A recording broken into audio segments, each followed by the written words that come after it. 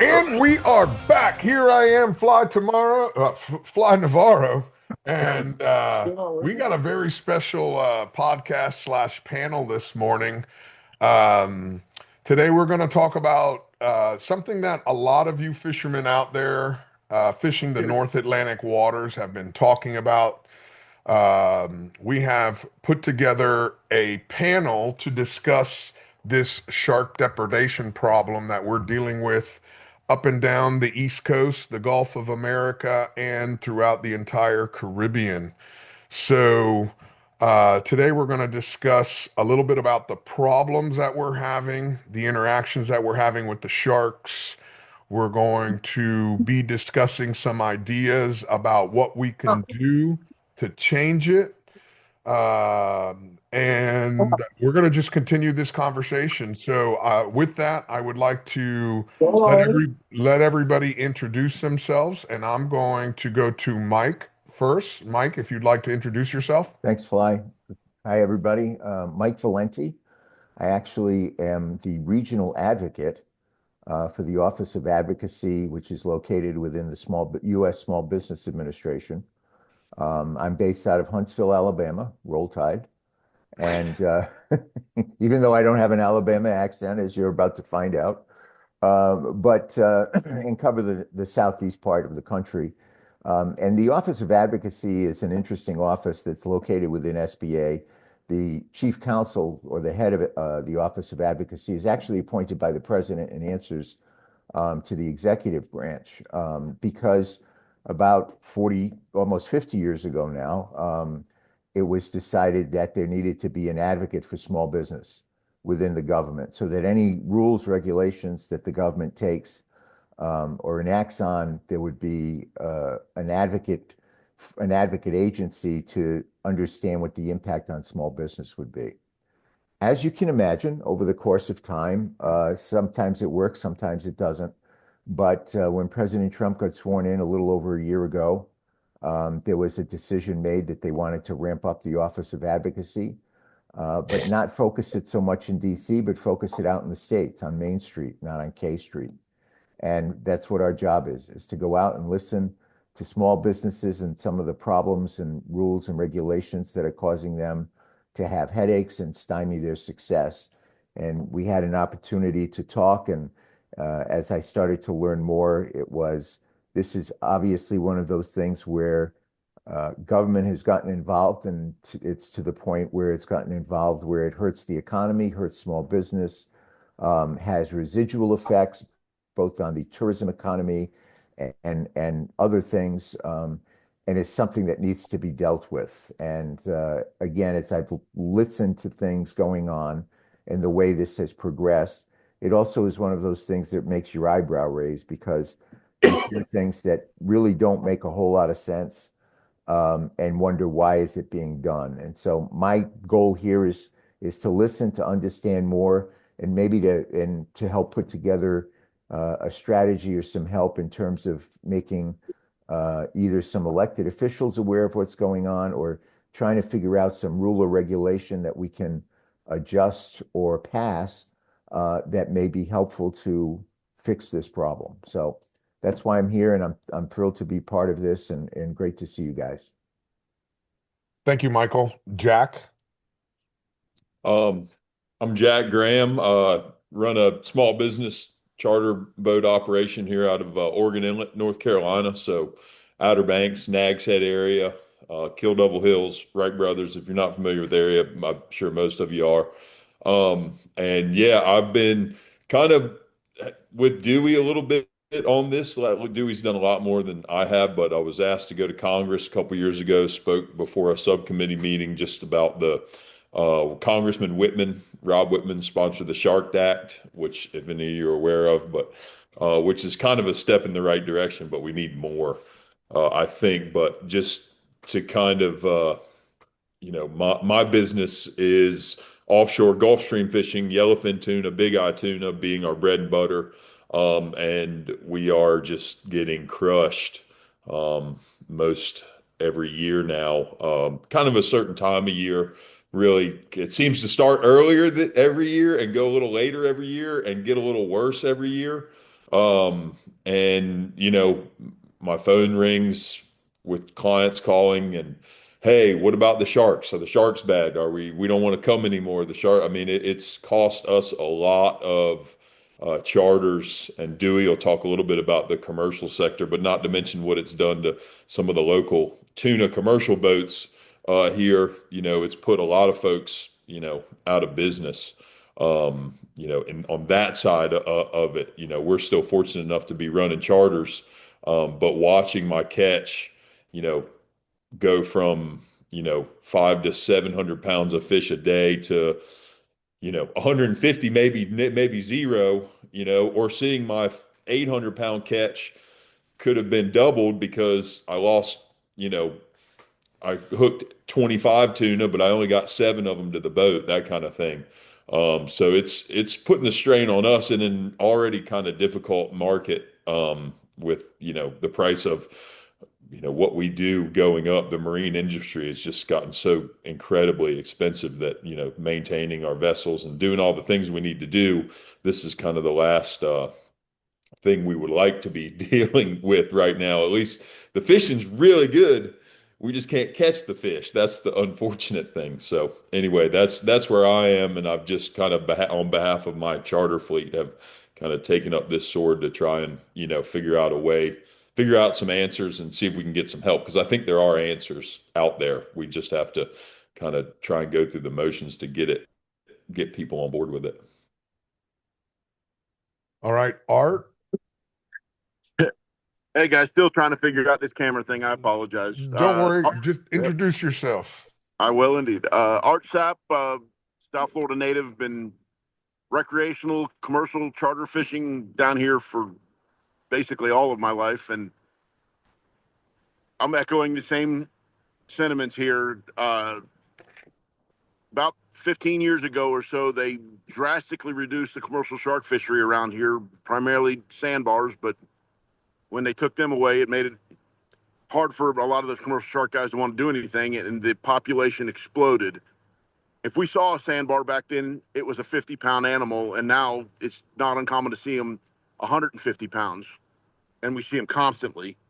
And that's one of our main issues, them. And then, of course, with the lack of pressure on them, took pressure off the bull sharks, major problem. And we're actually seeing the dusky sharks eat us up on the reef. That never happened as a younger person, even a younger adult. But I heard added regulation. No, that's the problem. We've added way too much regulation. No, get rid of all the regulations, or at least some of them, and let the guys do what they do.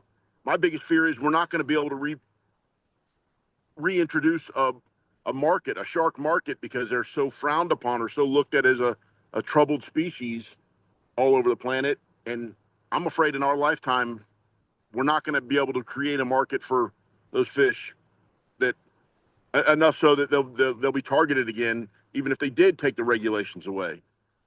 Especially with the shark fin bill or ban, domestic shark fin sales. I'm hopeful.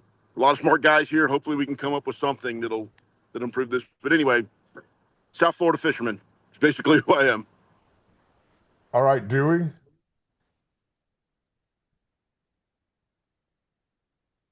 Yeah, my name is Dewey Himwright. I live in the Outer Banks of North Carolina. I was born and raised there for 59 years. I've been was a shark fisherman from 1994 till 2006. Traveled commercial shark fishing from Jacksonville, Florida to Montauk, New York during the summers. Started participating in management in 1995. Uh, at the Shark operational team meeting. Started getting really involved when they cut the quota 50%.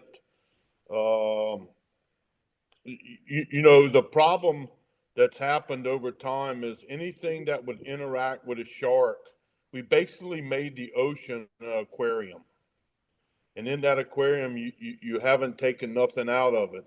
The United States have always had a sustainable shark fish sharking population.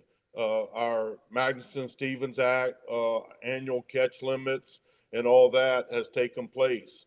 But what has happened here in the last 5 or 6 years, and particularly a couple years ago, was the U.S. had a sustainable shark fishery, and Congress killed it with the banning of the shark fin, which it allowed the fishermen in the United States who is sustainable to harvest and utilize all the shark. And so basically, what that did is took about 60% of your dollar away from it. And so it's no longer profitable economics. We're not nonprofits to go fishing.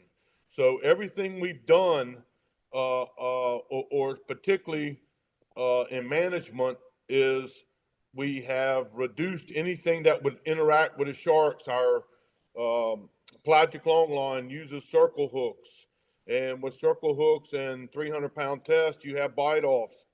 You don't kill the shark. So we've done nothing but reduce anything that would harvest sharks, including the commercial shark fishermen. So, but when Congress did that, but what's also interesting is that ICAT, which is a international body that manages a few shark species, but tuna, swordfish, and all that, the U.S. advocates for fins naturally attached. The United States used to have, before the shark fin ban, fins naturally attached that would have allowed fishermen to continue to harvest the shark, not finning, harvest the shark with fins naturally attached and utilize the fin. The shark fin ban took that away. And so what you have now is you have an effect on not only the recreational and charter fishermen, but you also have an effect where we're not getting that data when fish are released that are getting the sharks eaten for stock assessments. So it's just not a good thing. The way to fix it, and I'm not one that really beat around the bush, the way to fix it is to open back up shark fishing, allow the fins naturally attached and to be utilized in a market as we work our way in and continue to build a market once we've killed it. So that's a little bit for me, and I look forward to participating, but I'm not out for a long-term massaging of how to fix it. Thank you. Marcus. Hey, thanks, Fly, for having me on here. My name is Marcus Dryman. I'm a fisheries professor at Mississippi State University and Mississippi Alabama Sea Grant. I've been on the HMS AP for a while with folks like Dewey. Primarily, what I study is sharks. I've done that here in the Gulf for about the past 20 something years. And for the past 10 years or so, most of my research is focused on depredation, which we'll get into here shortly. So pleased to be a part of this group. Happy to talk about all these things. Like you guys, I have pretty strong feelings about all of these things, and many of which align with some of the things I've heard on the call so far. So thanks for having me, Fly. Thank you very much. And last but not least, his timing couldn't be any better. Captain Ray Rocher just jumped in. Ray, could you introduce yourself, please?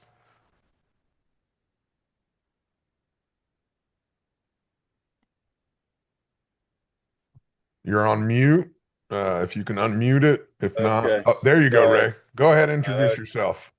Yeah, sorry about that. Ray Rocher. I'm from Miami, Florida. Have a couple charter boats in Miami and a tackle business, and uh, kind of have been involved in fishery management for quite a few years. I've sat on the South Atlantic advisory panel for about 12 years till I termed out on the dolphin wahoo subject, but we dabbled in some other, we would get over into things like sharks, and a lot of the guys that were on that panel, were longtime commercial guys, and and had a lot of really interesting things to say about why things are the way they are in the shark world. So, anyways, anything I can do to help, I'm here. All right. And then let me just give a little roundabout about me as far as fisheries and all that. Most people see me online and hosting this podcast and promoting tournaments all over the world. But when I quit running boats, I decided I wanted to give back to my industry. So I started participating in the HMS advisory panel. That was approximately 11 years ago until I termed out and had to sit out a year. And I just got reappointed to the panel. For people that aren't aware, HMS is highly migratory species, which include billfish, tunas, and sharks. And now for the past 3 years, I've been on ICAT, which is the international body. So I've worked with almost everybody that's on this call today. That's where I've met Dewey and Marcus. Um, I've been banging this drum at HMS when we were at a meeting and they told us one time, people are complaining, but we have no proof. So I really quickly jumped online and asked people for proof, and we started providing proof that sharks are eating our fish.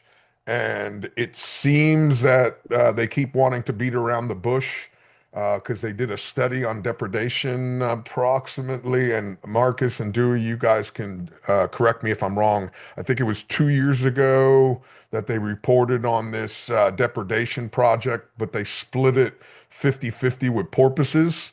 So it was a study that because it had to do with porpoises as well, gave 50% of the blame on something that probably has nothing to do with the issue at hand. And since then, and because people were not listening, and I have a very hard time when people ignore me, we created a shark tournament a couple of years ago that got a lot of publicity. Since then, I've been on Shark Week for Discovery Channel. I've been on a documentary for CNN, which I brought to our HMS meeting one time. I've been on 3 documentaries from Europe, and I can't even count how many news stations have interviewed me about me complaining about this problem. My biggest thing that I really, really want to bring up at the beginning of this meeting, and I run a couple of shark depredation pages on social media, and the recreational fishermen are getting very, very exhausted on this. And one of the things that the recreational fishermen constantly say is that they want to slaughter and cull and kill the sharks. And what I'm trying to say is that is not what I'm asking for. I am asking for the fact that our government, our fisheries, takes handle of this resource that we have, which is sharks. And there's a lot of different bodies of sharks, and manages it properly. Due to overregulation, primarily the Shark Fin Ban Act, um, by making the most valuable part of this fish illegal to sell within the United States, it has cut off the commercial industry at its kneecaps.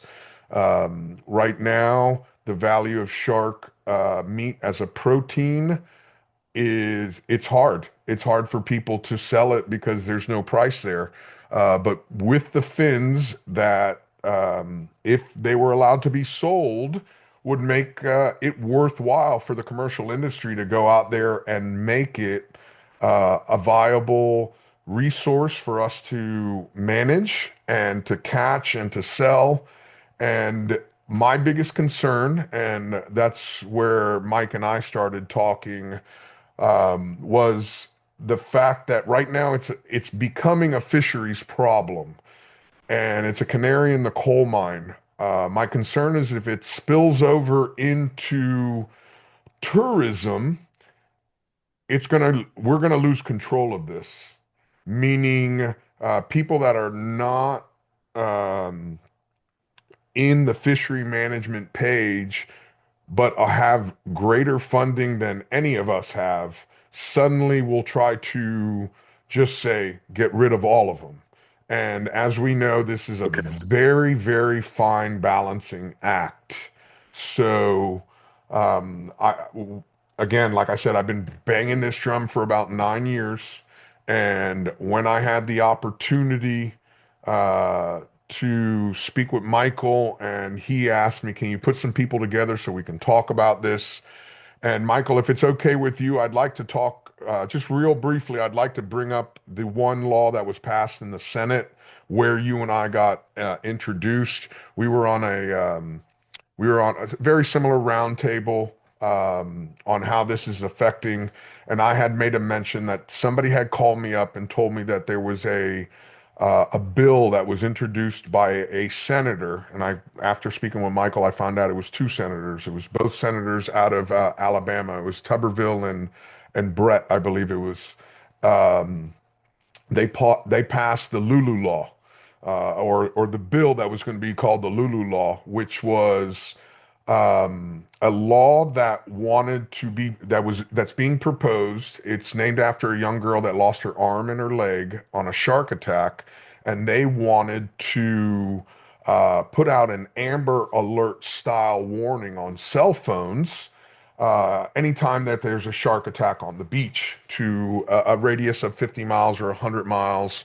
And again, my concern is when you have a town that is primarily made their money and their revenue from tourism. If you get an Amber Alert saying somebody got bitten by a shark, suddenly that's going to cause people to not want to go to the beach. And suddenly it leaves the Department of Fisheries and goes straight to the Department of Tourism. And the Hotel Association, the Restaurants Association, they have way more money than we could ever imagine. So, before we lose control of this is something I really wanted to talk about. Mike, thank you very much for allowing us this opportunity. And with that, if anybody wants to add anything else, let me know. You can jump in and say something before we start talking questions. I got a piece I wouldn't mind saying. Go ahead, Mike. Go ahead, Art, and then we'll let Mike go right after. Yeah. All right. Fly, in my opinion, we long ago lost control of this. Everything you just said about the tourism board getting involved, spend the money. And then hopefully at that point, let them get involved, let them get mad.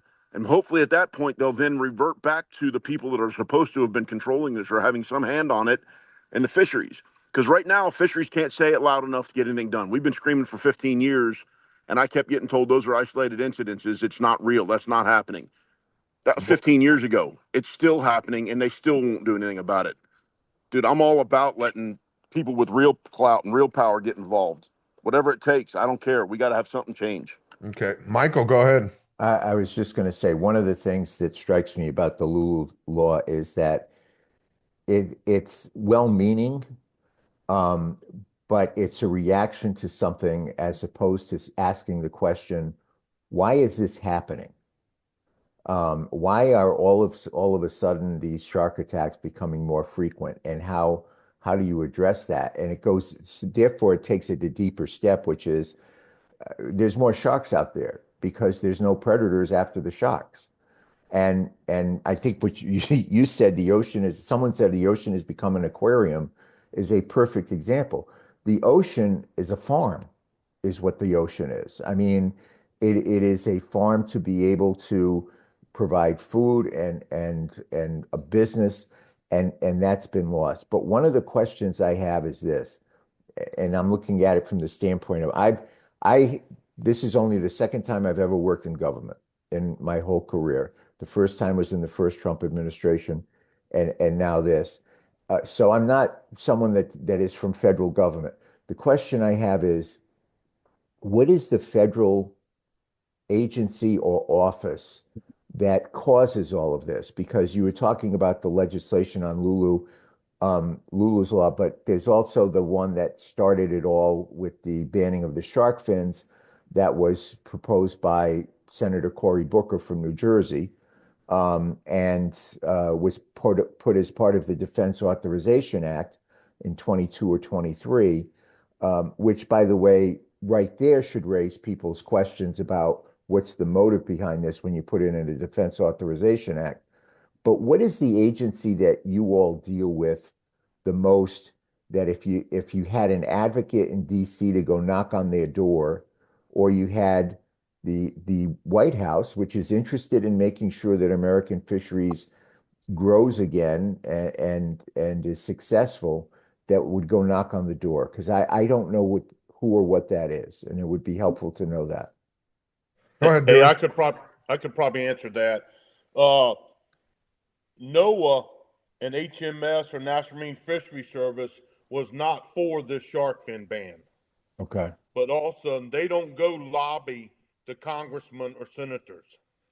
They're not allowed to do that. Right. So this special interest went through. It went through, got attached, and all that stuff like that. But I would say, you got two folds. You got one that made the law, who's Congress, and then you got NOAA, who manages our fisheries. So the problem is, them two never got together. Uh, never Congress didn't want to get together with NOAA to hear the reason for not having a shark fin ban. You know, the fins were naturally attached. Congress said, you know what, we don't care about that. This is what we want, and the outcome was to kill a sustainable commercial shark fishery. The U.S. is the conservation. We're the Mother Teresa that gets exported to all these other countries that say, hey, look what we've done in the U.S. You need to do that. Well, these other countries are feeding their people. They're like, they're not going to sit there and listen to all that stuff. That's why we haven't, but the U.S., which is advocates for fins naturally attached, which is separate from what Congress is, decided. So it's Congress and the special interests that got to Senator Booker and the representative, I believe, from out to Western Pacific that introduced this into there, and so that's the outcome. That's the joining that needs to be joined there that never got joined. Julie, in your opinion, and you know this better because you all deal with NOAA, if NOAA had been asked, is it your thought that they would have said that that was a bad idea? Yes, absolutely. Okay. Yes, All right. and That's good to know. Marcus could follow up on that also. Go ahead, Marcus. Yeah, I just want to echo everything Dewey said, and I'll refer you to an article on the NOAA Fisheries website that says shark fin sale bans would hurt U.S. fishermen without improving shark conservation or management. That's the title of this article, written by, at the time, the NOAA Fisheries Assistant Administrator. So everything Dewey is saying is 100% accurate. NOAA Fisheries, in particular, their HMS division, Highly Migratory Species Division, is tasked with the management of sharks in the U.S. Atlantic Ocean. And just like Tui said, they've done a remarkable job sustaining populations of sharks in these areas. There's absolutely, I just want to clarify one thing. Those commercial fisheries are open, right? Like Dewey said, fishermen can't make a living fishing them, but there is quota on the table that Not for remain. sandbars. Not for sandbars. No, not at all. Those are a prohibited species, as we all know, right? We are currently undergoing the stock assessment for sandbar sharks. In other words, this week, I'm part of that group. And the reason sandbar sharks got moved up in the assessment schedule is because NOAA Fisheries is acknowledging that, yes, we're hearing from a lot of fishermen that saying that sandbar shark populations have increased. But let's just put this in perspective. They've been protected since 2008. Of course, their populations have increased. Of course they have, right? So as a fisheries biologist, we don't look at individual animals. We look at the health and the sustainability of an entire population. Sandbar sharks, when they were assessed in the late 90s and early 2000s, were overfished and were experiencing overfishing. They are likely not doing that anymore. They've been protected now for a long time. But to my point, there's as many black tips as you want to harvest in the Gulf and the South Atlantic. The quota for that remains unfilled. But the more important point is commercial fishermen can't make a living catching and selling those sharks with the current congressional legislation in place. So, like Dewey said, it's a mismatch between NOAA Fisheries, who's in charge of managing those fish, and the federal government through Congress, which enacted this legislation. There's something I would like to add really quick on all this. So, with some of the other things I've done and research, I found an NGO that has been leading the cause of removing shark. Um, Okay. oh, I found an NGO that has been pushing this for about 15 years, and they have touted the fact that they helped enact this Shark Fin Ban Act. So that this one NGO was spending a lot of money to get this law enacted, and it has spent a lot of money trying to publicize the fact that people should not eat shark fins. And my argument to that is it's really simple for us while we're sitting in these air-conditioned houses, and most people get their meat on a piece of styrofoam covered in plastic to sit here and try to tell people what they can and cannot eat somewhere on the other side of the world. So, this is something that countries have been eating for thousands of years. And in our country, going back to what Dewey said, we are the Mother Teresa of regulated fisheries. When uh, these guys are out there catching sharks, they have to come back with the fins still naturally attached to the sharks, and everything gets counted properly. Whereas in these other countries where there's no laws like that, all they're doing is chopping off the fins and throwing the sharks back in, which all of us have been opposed to that for the last 25 years. So all you did by passing this Shark Fin Ban Act was making those fins in those other countries more valuable. I think another thing, speaking on small business, I've got a couple examples just here at home of other, obviously, our charter businesses are being affected. We haven't lost those yet. And Dewey can tell you as well, we had a flourishing green stick fleet here out of Oregon Inlet. I don't know, maybe 25 boats. So the cleanest possible way to catch a tuna fish, green stick, squids dangling, you don't get a bite from anything but a tuna, maybe a mahi, maybe an occasional wahoo on a spreader bar, all great fish to sell, right? They've been gone for 15 years. 15 years since I have seen a green stick boat of our once incredible green stick fleet, which is the most sustainable way to catch fish. That was big eye tuna, yellowfin tuna, went all up and down the East Coast. Longliners, our longline fleet, just the regular pelagic longline fleet, they haven't been able to set within 10 miles of the 100 fathom curve in probably 15 years. They've got to go way, way out in the deep. They've had to change their game. If that gear drifts anywhere close to the 100, every single bait not only has a shark on it, but it has the head of the shark that they hooked first, that then was eaten by the other shark that came on to eat that shark. And maybe 3 or 4 times I've seen 4 or 5 heads slid up the same daggone line, if not just bit off.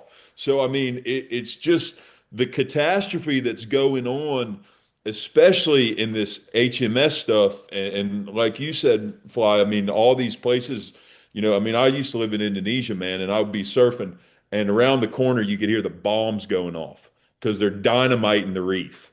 You know what I mean? I mean, that's what's going on. And why aren't we the poster child for sustainable fisheries? And couldn't we, if we were able to sell our fins, wouldn't that take some heat off some of those other markets? To sell these sustainable fins that would go, potentially around the world, because I do know that, one of the problems with the fin ban is it's been done statewide as well. So that's the hardest question that Dewey could answer, is that we're all dealt with, is getting the market back. And my last point would be um, maximum sustainable yield, which is touched in Magnuson-Stevens. But it basically says, Magnuson-Stevens Act basically says that you have to sell every part of that animal that is marketable. So this law should somehow be declared null and void, just because of the fact that you're coming in and these poor fishermen, they're chopping these fins off after they brought their sharks in, the ones they're allowed to sell, they chop the fins off and they throw them right overboard. Like, so maximum sustainable yield, that goes back to Native American shit. You know what I'm saying? Where you're dumping these fins that are not only valuable, but they could be used. And I think that's a shame as well. Just the fact that they can't sell them, and it says in Magnuson Stevens that they're supposed to be able to sell them. Can I ask you a quick question? Because you just said something that caught my ear, which is Magnuson Stevens Act. When the Shark Fin Ban Act was done by Booker and others a couple, 3 years ago, did that issue come up in any of the discussion or debate that you remember? Dewey was, No, yeah, they no, it didn't. It was more driven by the environmental organizations and the special interests. And maybe Fly will tell me offline which NGO had advocated, because I know a lot of them. I mean, I lived and eat and sleep since shark fishing since I started in 1994. I know the players. I know what they've said. I know what they think they've forgotten, and I know how they reinvent themselves. But no, Magnuson Stevens was not addressed then. The shark population prior to 1994, you could go fishing 365 days a year and catch all you want. That was not sustainable, all right, for their slow-lived animals.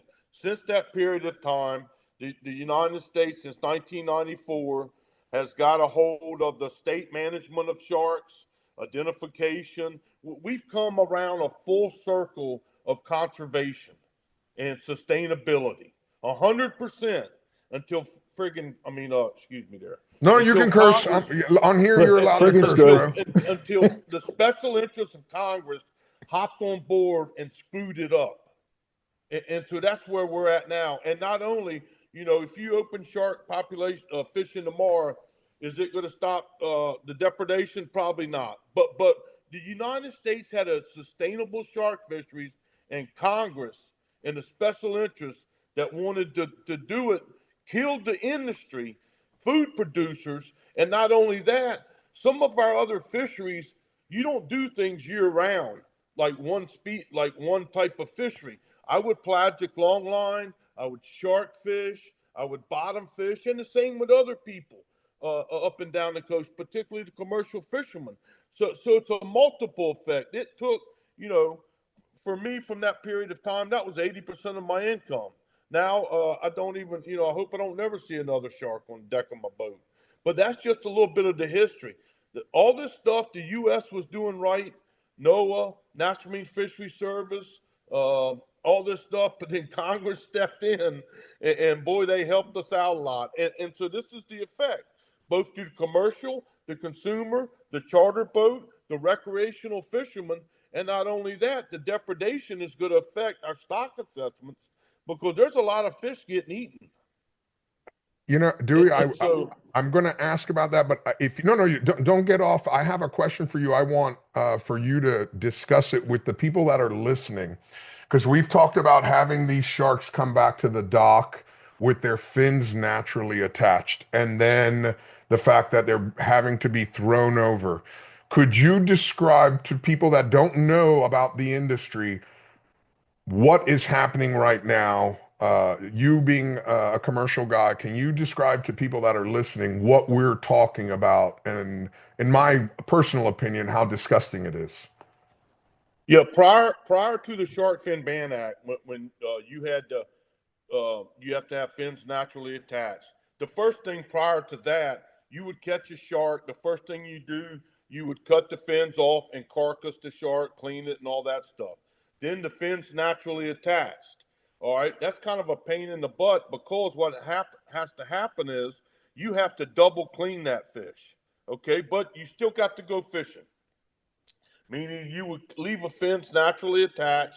You would come to the dock. Not everybody's got the best docking facilities or anything to clean the rest of the shark. So you would have to clean the knuckle off, take the shark fin off, all right, separate it, just more work, all right. And then all of a sudden the shark fin ban come about. Well, if I can't legally, I have to bring the fin naturally attached to the dock, cut the fin off, uh, carcass the rest of the shark, and then take that fin and go throw it in a dumpster or go dump it overboard. Like right now, if I can't have a fin, I would soon dump it at sea, but you're not allowed to do that. I mean, it's just that what we have. It's just what we have That's to go through. crazy. Yeah. It's disgusting, actually, is what it is. I Well, mean, that's talk about cruel. I mean, but when this was it's Wasteful. just more of an impediment to the fisherman who is man, and we have sustainable shark fisheries in the U.S. Yep. So it's just more of an impediment, and I understand that part of the shark fin, but we've had a shark fin ban of shark finning since the 90s. But what we're doing here is we've killed our shark industry in the U.S. except for there's a few guys that catch some smaller sharks, puppy sharks, Coastal. coastal sharks, and are making a go of it. It's great eating, it's great protein, but in any amount, when you go look at our quotas and what we're harvesting, there's a lot left on the table and could be more. But also by allowing the shark fin ban to be reappealed, you would allow the Bell to see fishers catching sharks all up. You could see a species of abundance because where they're catching and landing fish and stuff. But there's so much more. But that's I keep going back to Congress. They decided to kill an industry, which is having also all this economic effect down sea of everybody else. It's going to really be draconian as we continue to go into the future. Art, Hey, I Fly. think you wanted to say something, Yeah, Art. I do. So Please. my bit of time I had on that council, I dug into that Magnuson-Stevenson Act quite a bit. It was a big part of how we managed everything, and what it actually says is you actually manage each fishery or each species to its maximum sustainable yield. And the argument here is zero take isn't a maximum sustainable yield if your fishery study, or I can't think of the term right now, says there is a fishery there.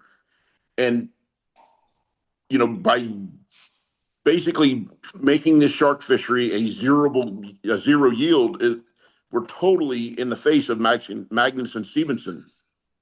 And the way we did that, or way the feds did that, was by instituting more regulation. So and supposedly our fishery management is supposed to be to the letter of Magnuson-Stevenson. Well, zero take is not to that by any stretch. I think we got a real argument there. Go ahead, Hey, Fly. Marcus. Yeah, I mean, well, what all these fellows are saying is accurate. I just want to make a clarification, mostly for Mike. It has been illegal to fin sharks for decades, just like Dewey said. The shark fin sale ban is something completely different. Okay. And just again to clarify how NOAA fisheries, which is also when we say nymphs, Mike, it's the same thing. We're talking about the same thing. If you hear someone say the fisheries service, those are all different terms to refer to NOAA fisheries. That's the same thing, National Marine Fisheries Service. But the point is, NOAA Fisheries is responsible for setting the quotas for these stocks. Let's take black-tip shark, for example. So that there is quota available to harvest commercially. However, because of this legislation, there is no market for fishermen to do that profitably. And that's what the problem is. NOAA Fisheries has done a good job of sustainably managing these species. This legislation hampers the ability of commercial fishermen to go out and harvest them and make a living.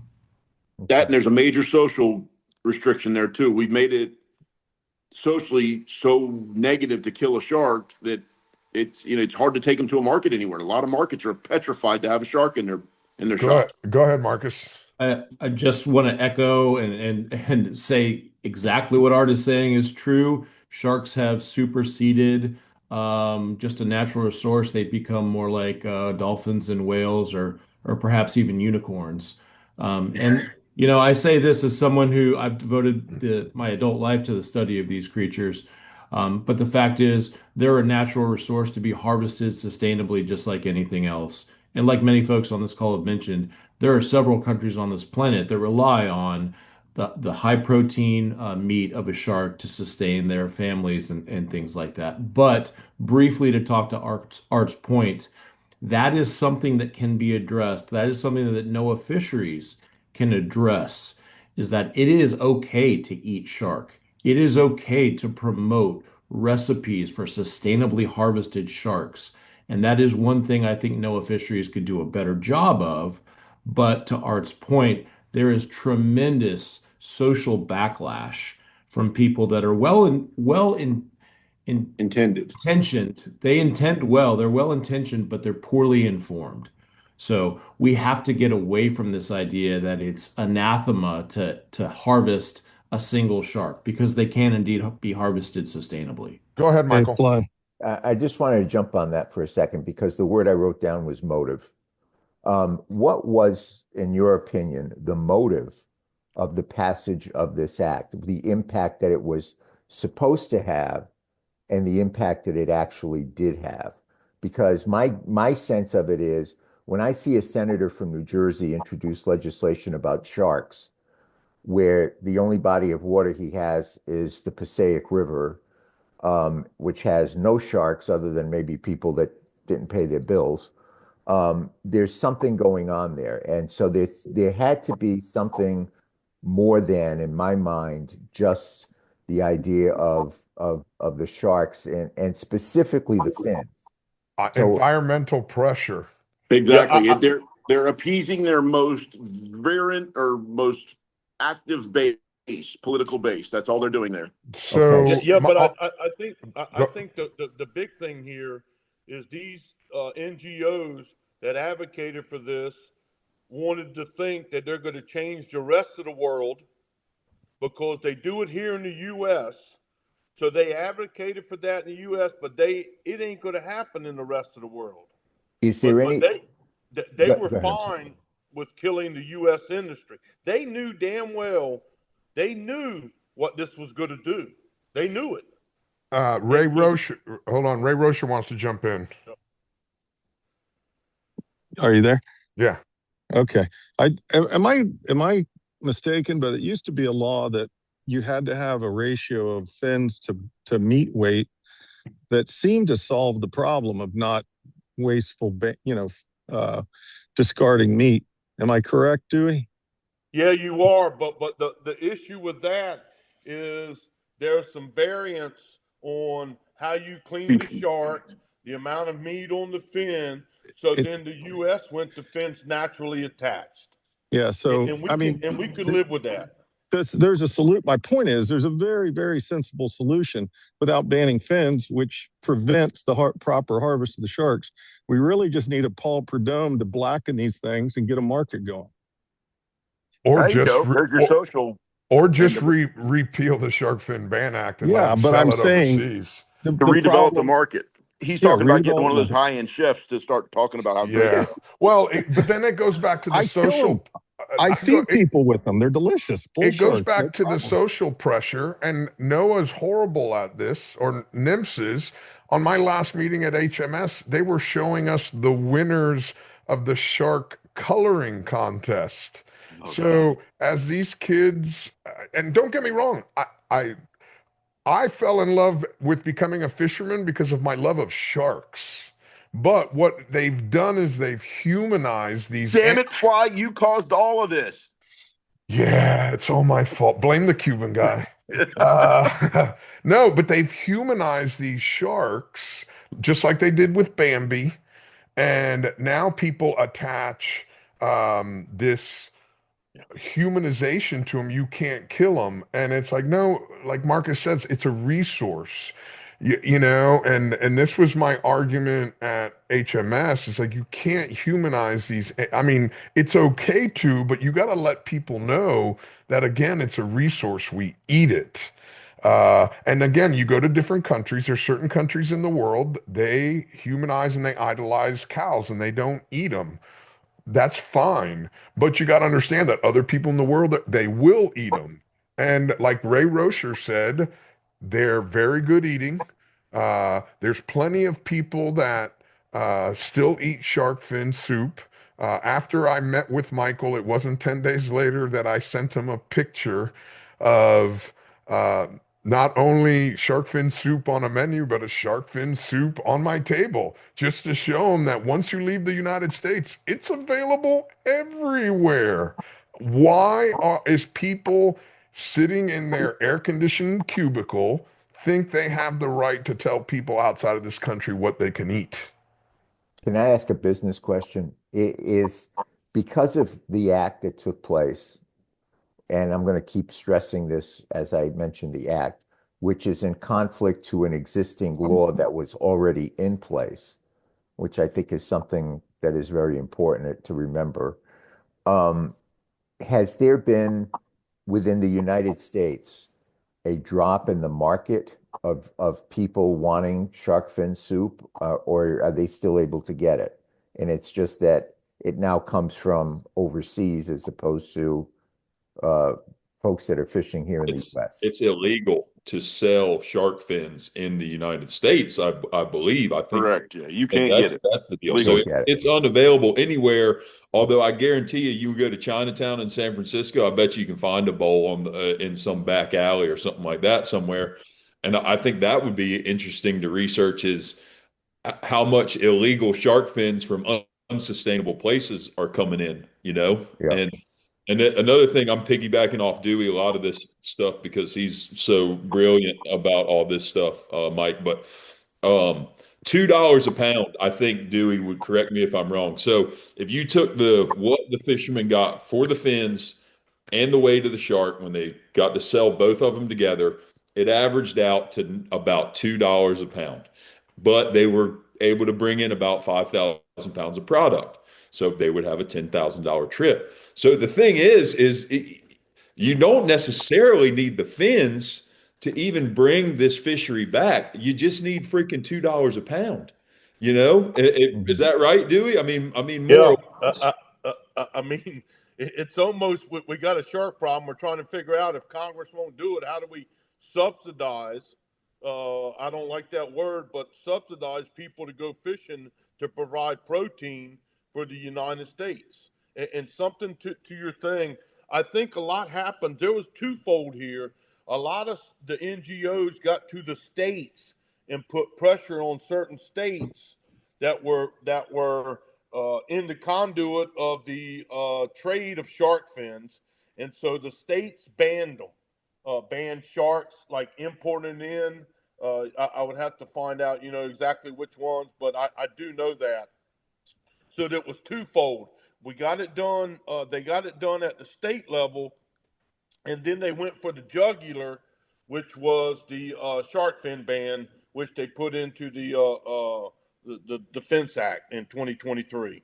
But the U.S. this whole time went from uh, unlimited fishing to cutting the quota in half to sustainable management and development and all the things you would do in looking at to be sustainable and conservation and all this.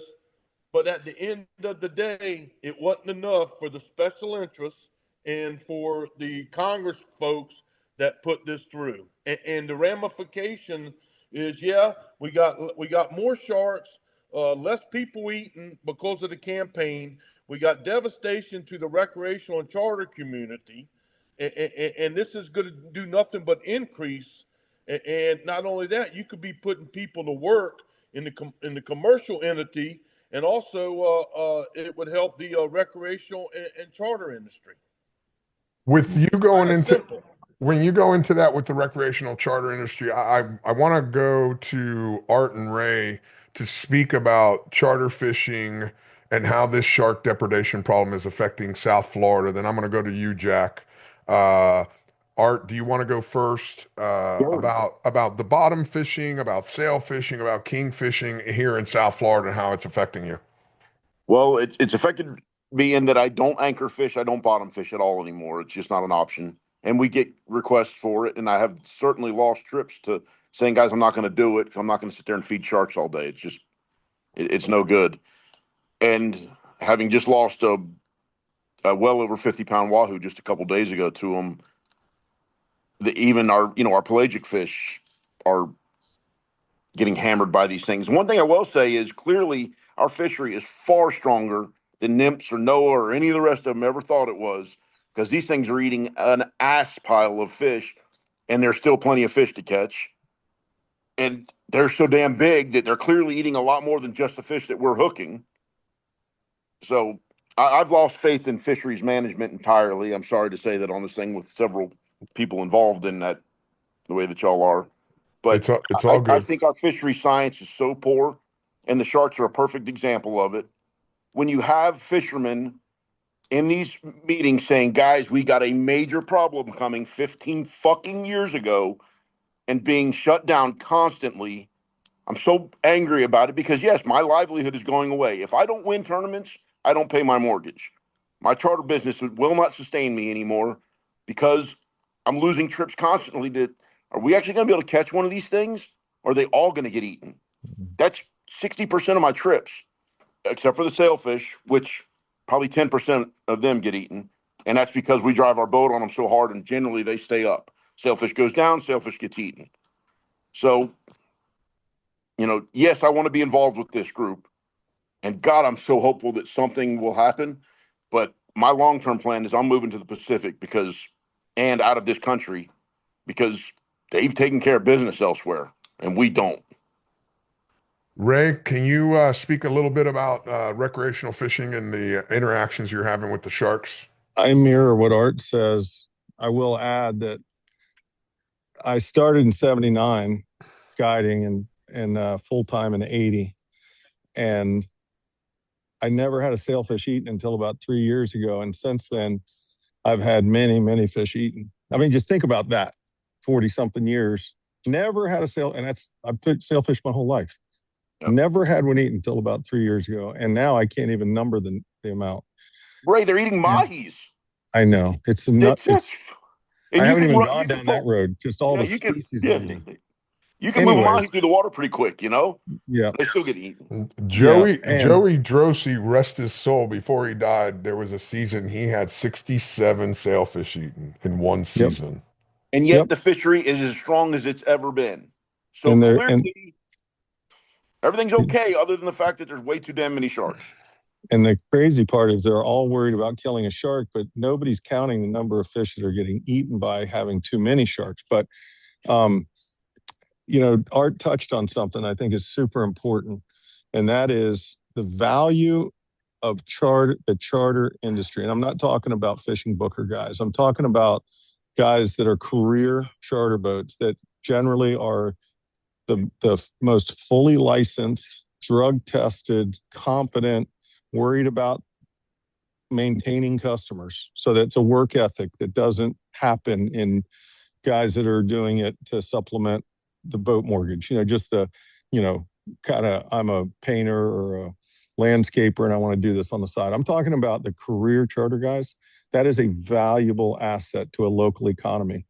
I did when Dewey and I were on that advisory panel. One year they asked about the financial impact of charter fishing, and I surveyed my two groups. From the time I heard about it coming, I had two groups, and they spent between 5 and 6, roughly. Excuse me, let me take that back. It was right at fourth. This was probably 15 years ago. $4,000 per group, just rounding it off. So that's $8,000 that were spent between. I asked them what did they spend on airfare and hotels and meals and bar tabs and tips and charter. So if you just took a regular charter in South Florida 12, 15 years ago and said it was 4,000 per trip, it's got to be 5 or 6 now with out of town groups. And I run 400 or 500 trips a year with 2 boats. So think of the economic impact. And the reason that's important is just what you guys were talking about earlier, getting the people who really matter, maybe the tourism boards, to understand what amount of tourism, what amount of economic impact that the true, charter and recreational industry and commercial, all 3 entities provide valuable assets to a local community between food, tourism dollars, money spent to go catch a few fish. All of that, I think you need to identify the people who are affected by that. Tourism boards, seafood, obviously, industries, and just, entities that are going to be affected, but, don't know it yet if the charter industry goes away, because there's a real risk of that. Jack, how about chiming in about what's going on with you guys up in Oregon Inlet? Yeah, so I'll go back to when I first started as a mate, and the tuna fishing, man, was like it was so much fun. 10 rods, you go through, you hook 10 tuna, 8 tuna, one more pass. When it's really good, you got your limits. I mean, sometimes 18 tuna before 8 o'clock in the morning. And then we started to lose one. This was about 18 years ago. Then we started to lose a fish or two to the sharks, here and there. Didn't think much of it. Fishing was great. 4 years in, we started to lose half. All right. So, but the fishing was good. So our limit was 18, so it took 36 bites to catch our 18 tuna, but we still got them, but we had to sacrifice 18 tuna. And I'm talking about yellowfin tuna, and I'll get to the big eyes in a second. Um, and anyway, when this kind of got kind of gnarly and I kind of started getting worried about it, I started a little logbook so what I did was I made a little simple math equation. So what I said was, all right, I'm going to figure out how many tuna we lost today. And these are 60 to 70 pound yellowfins, nice fish. And then I'm going to ask around the fleet, see what everybody else did. And it was kind of the same half. And then I would go to my fish house. We offer a fish cleaning service, and they have a daily amount of pounds. They add it all up at the end of the day. And our fish house cleans when the fishing's good, anywhere from 15 to 25,000 pounds of tuna a day. It's good fishing, right? That's among 20, 25 boats or so. All right. So then I said, by that math, if these guys lost the same amount of fish I did, conservatively speaking, we're cleaning 20,000 pounds of tuna. So we're losing 20,000 pounds of tuna. Yeah. But I didn't factor in the big eyes. We haven't been able to get a big eye to the boat in a long, long time. And Louisiana's bad too. Yeah. What's that, Ray? No, Oh, I'm sorry. I'm gonna mute him. He's Okay. talking to his crew. So anyway, so we would, and you could go through the big eyes, man, and you could get cracked by them 3, 4, 5, as many times a day as you wanted. 100 to 200 pound tuna, the most valuable tuna on the market, more than bluefin. Big eyes are the tip of the spear, right? So just not only for us, but commercial purposes.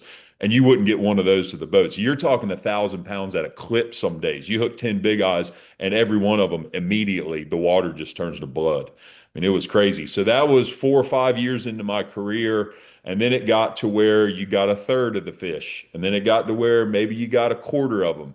And now when it's bad, it's 1/20th. You got to go through 20 tuna to hopefully catch one. And you're screaming at your charter to crank as hard as you can. And the mate's down there and he's pulling with everything he's got.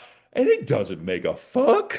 You know what I mean? If they want him, they get him. And man, I'll look down some days behind my boat and it's like I hit the tuna and then those duskies, the big duskies just raise Also up protected.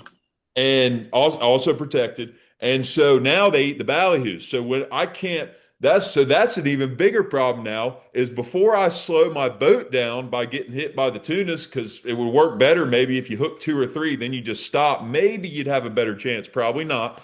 But before I can slow the boat down, I have to get every other bait, including my teasers, out of the water and hanging from the riggers. Because if I don't, as soon as those ballyhoos flutter down in the water, you got a shark on every rod. So now you got 3 tunas on and you got 7 sharks on. Then they're all whipped up, and that's pushing the other sharks back to eat the tunas. And I mean, man, it's just freaking insanity. So, like I said, I mean, now where we were 25,000 pounds a day, I would say there's days where we're losing 50 to 100,000 pounds a tuna a fucking day to the sharks. And I'm not being conservative here. I mean, people, when I bust out those numbers, people think I'm crazy. And I'm like, dude, I'm not even factoring in the big eyes, you know? And so, yeah, I mean, my phone rings and, people, that's one of the first questions I get from regulars. They say, well, what about the sharks? Now, what time of year can we come that there won't be any sharks? And when can, how many countless groups walk down the docks and see us with our catch and, and they say, well, how about the sharks? Are they still bad? We used to come every year, but we had to quit coming because the sharks are so bad. So it's just, I mean, it's a catastrophe on several fronts because I don't like, I just feel like I'm wasting all those fish. I've quit doing it, I mean, I'll go mahi fishing or something like that. And same like you guys are talking. I mean, there's days where fishing down the change on the grass or something like that, you get jumped by a school of mahi and then catch two or three and then they ghost you and you're like, what the hell? They were following fine and You then can put it right here. here Stick here rod in comes it. It'll here look comes good the there dusky swimming because in. You we're know what I mean? adding. So it's So you end up feeding the sharks. That's all we're we doing. are we feed the hell out of the sharks, and Which trains them to come target you more. Right. right, But absolutely. They're not stupid. And another thing that, and Marcus might, I give some, I think that we should, a good practice would be to take this issue. I mean, also, and you know, I've had, when I first started fishing, I talked to commercial guys in the commercial sector, and it was, oh, fishermen don't have any effect on fish populations, this and that, blah, blah, blah. Well, it's been kind of interesting to watch, especially with the shark ban the way the population has exploded. I think almost everyone in in the marine world would now, and I've been to fished a lot in Australia, Great Barrier Reef and stuff, and you go to a green zone, where it's protected, and there's fish everywhere. I mean, it's everywhere. And then you go to the non-green zone, and there's fish, but there's not as many fish. The point I'm getting to is that why can't we blow a little bit of smoke up the scientific community's ass and just appease them a little bit and congratulate them on a job well done? Because they have proved without beyond a reasonable doubt that conservation works. And I think that's a great story. I do. Now we've got to go in the opposite way and figure out how to take advantage of this, manage it.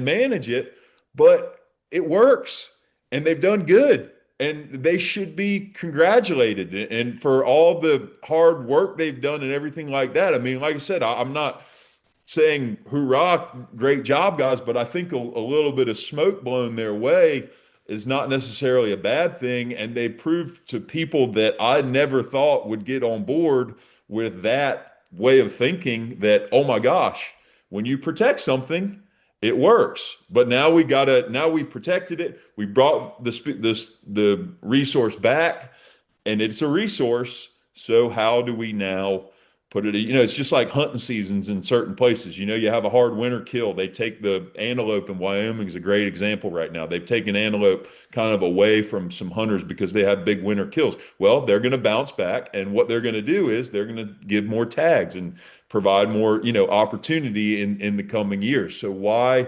can't they pat themselves on the back and be proud of themselves? And here we go. Because Marcus, in the what? marine industry, they don't give back. Red Yes. snapper's a perfect example. Once they take, it's theirs. You don't get it back. No smoke, guys. Don't be positive. Don't congratulate them. I They was. haven't done anything right yet. They just take. I was going I'm to say gonna. the I'm gonna Negative, give. guys. I'm gonna give frustrated. Marcus. I'm gonna give Marcus a little smoke because he's a scientist in this field. So listen, I want you to breathe, brother, just a little bit. Take some of that smoke, man. Mm. Well, I'll say this. I mean, yeah, I'm a scientist, right? So I want to acknowledge that what these guys, Art and Jack, I mean, Dewey, these are their livelihoods, right? So it's perfectly reasonable for them to get emotional and angry because they're pissed off because this affects their ability to put food on the table. So I get that, man. I do. Fuck I that. do. Keep a roof over my family's head. I'll Yeah, feed man. them out of the ocean. I just want to keep the roof over their head. I hear that. Dude, I get it. I totally get that. And I sympathize because what Jack said is true. We've worked really hard. And what Dewey said, these animals were overfished in the 80s and 90s. But man, we worked really hard for 30 years to correct that, right? So I always push back a little bit when people say the shark populations have exploded. If you think about an explosion, That's a single event that happens at one time. These populations haven't exploded. They've been slowly recovering for 3 decades. But regardless, they are at a level now that we haven't seen in a long time. So why are we so surprised that there are downstream effects to these population recoveries? We Real shouldn't quick, be what year did they shut down sandbars and duskies? What year did they go federally protected? 2008. Okay, well, 2011, they were so fucking thick on the reef, I almost couldn't catch a kingfisher or tuna. So Well, yes, that's an explosion. 3 years explosion. and I'll say this is that also, Marcus. I mean, like the Dusky right now has like 100 year moratorium, Moratorium. It's 70 something years. like that. Them and 100, sandbars both 70 years. however long until they even do a stock assessment. The point being is that how can I mean, this is even better. This is an even better story that the ocean brings itself back and heals itself quicker than we ever imagined, than we ever possibly imagined. That's incredible. You know what I I mean? I I I agree with you, see. Jack. I I mean, agree. right now the Gulf Stream change is inundated with hammerheads out front. I mean, schools of thousands, and then the spinners are going to show up, and I'll be in places where I see spinners. I'm seeing spinners in 1,000 fathoms some days. They're supposed to be a coastal species.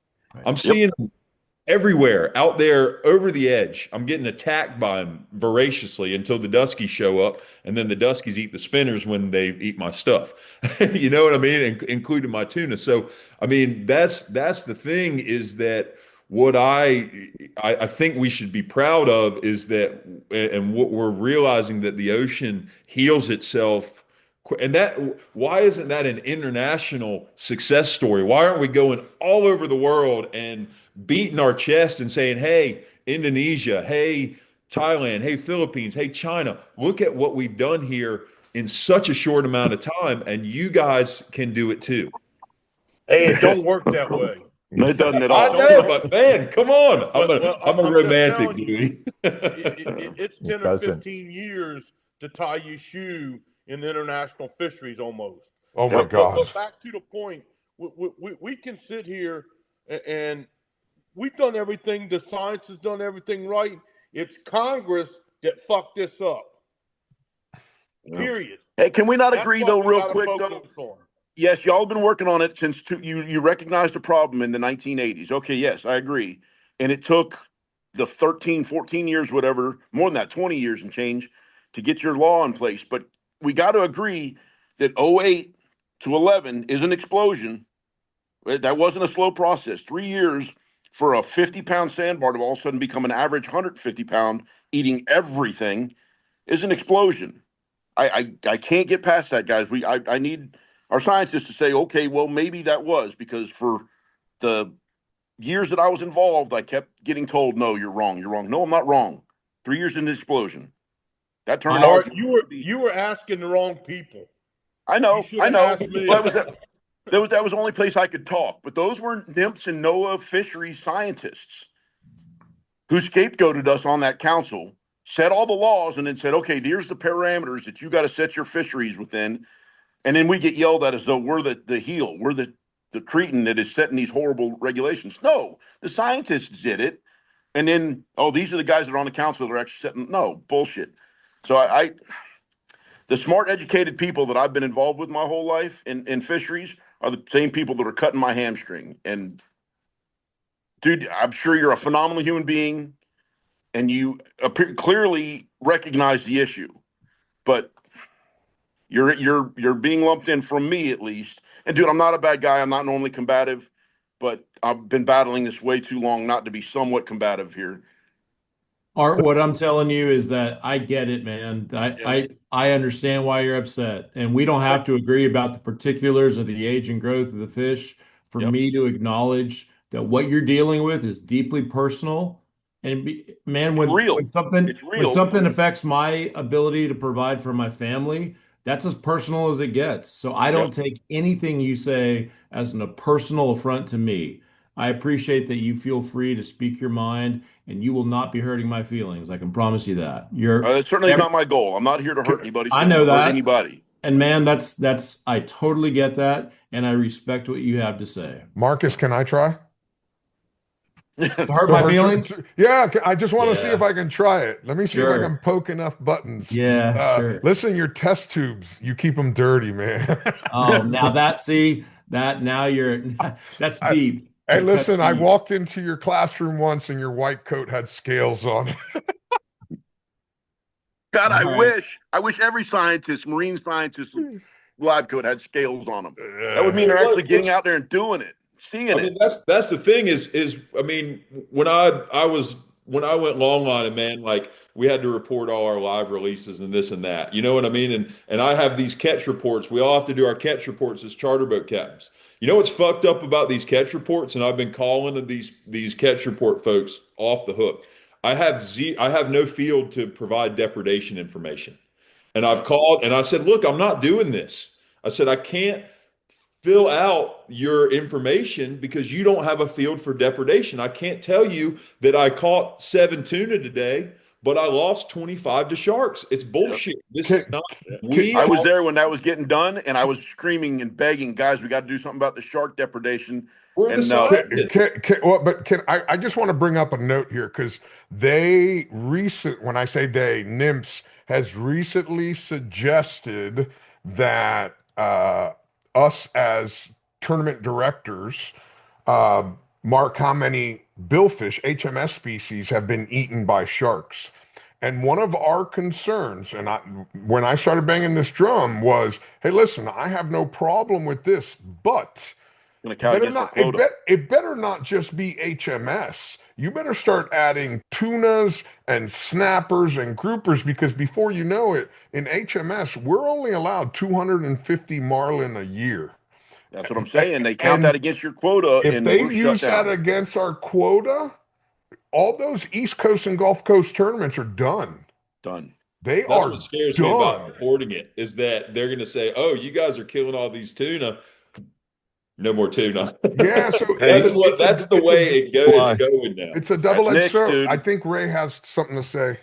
Yeah, I just wanted to throw out there, and I'm a little tentative to say this, but the way some animal rights groups work is they're going to come at it from any angle to achieve their goal. And what I'm always been a little bit quietly nervous about is that if I don't know how to navigate through this problem that we're talking about without one of them connecting the dots and saying, oh, the problem is not the shark population, it's the It's the fishermen. fishermen. Yep. If we just stopped fishing, then we wouldn't have this problem. So just keep that in the back of your That's the mind. closed zones right now, Ray. They're already I'm doing just it with they're wanting to close 1 mile every 3 on our reef line. right. I don't know how Make to navigate that, but just keep that in mind. I don't know. Just keep it in the back of your mind. How do we avoid that? And that's a very good point, 100%. Because uh, It's an we easy start banging argument. on a drum too much, and then suddenly that sword becomes double-edged. That's Yep. why I mentioned, is it possible just to say we need a ratio of fin? I get what Dewey was saying about how you cut them and there's a little different ratio, but we should be able to manage that percentage, right? Even if it's a conservative number, like you got to have a little more meat than you should have, whatever, you know, okay, I can only sell It's not. X. Doesn't That matter. was back in the day, and it won't be that. Yep. We are Fins now to sharks. fins naturally attached. Yep, that's it. Fins stay That's on there. It's a fine. pain in the ass, but Yeah. But that's what I'm saying. If we can just get back to that we're not Yeah. wasting any shark meat and figure out ways to make it more palatable. I kill my share of bull sharks with customers on the boat. There's always a kid that wants the jaw. I go the full mile. I trim the jaw for them. And Dewey will tell you, all of you in this room probably will agree that how you handle the meat matters a lot. We core them, we cut the blood pocket off the spine, we brine them. And when you trim them, you trim the red meat off. And I'm telling you, I give it to people on the dock and I say, I only want you to do one thing. When you get home and you cook it, I want you to call me back. Here's my number. I want your opinion on it. I have never had a negative response to them eating the meat. here's the You catch, though, smell Ray. it has no Yeah, odor. yeah, you're doing it right, but legally, once you start dismembering that fish as a recreational fisherman, we're breaking the law. So we are supposed to back to the dock fully intact fish Even as a if the recreational head's in the fisherman. box? Yes, fully intact. Wow. Fully It won't intact by fit the in letter my of the law. box. Therein you have another problem. I built my own boat. It's got a 48-inch transom box. It's big. And Yep. I can't fit a 300-pound bull shark in there. So Nope. what I'll do is keep a piece of skin attached, just like if I have a sailfish die on me, I'll break them down, but I'll leave skin attached. I don't know what else to do. There's got to be some common sense in this. I've been griped situation. at for having a 50-pound kingfish get bit in half, more than 24 inches, very illegal. But the fact that it has been sectioned like that, now it's illegal for fish to harvest. Talk to God. That's all I got to say. I mean, I'm not going to throw that half back in the water and keep feeding the sharks. So now 100%. everything, every logical thing to do there says leave that thing in the boat, bring it home. So do whatever you got to do with it. I'm not a big fan of giving my customers, shark bit fish, bacteria, whatever. I don't know. I'm not smart enough to know if there's a problem there or not. I'm just not doing it. But I'm not going to throw it back over and feed that same shark that just screwed up my trip. Yeah, Mike, I agree. before we continue on, Mike, do you have any questions with what everybody's saying so far? You're seeing how this thing branches out with over regulations across so many different fields. Well, the one thing that strikes me is, and I just use it as a cautionary note, and this is just my gut reaction, okay? Because you all are in this all the time. This isn't about business, and this isn't about fishing. This is about an environmental agenda. Yep. If you've got a federal agency, which is responsible for managing something, if you have an existing law, the Magnuson-Stevens Act, which is an existing law, and you pass a law that is in conflict with that. By the way, since we're talking about sharks and everything, the word that comes to my mind on that one is a lawsuit. But we'll let that rest for right now. But what it strikes me as is you're all approaching this from the very right way of how do we do this well? How do we do this right? How do we do this humanely? How do we do this profitably? And the other side approaches this from don't do it. How can I win? Yeah, how can I win? Hey, and by the way, just having, and this has nothing to do with my experience in government, but my experience in 40 years of public relations and public affairs, they make money off of this. I mean, it's a money maker for them to be able to, raise the level of the shark as a protected species.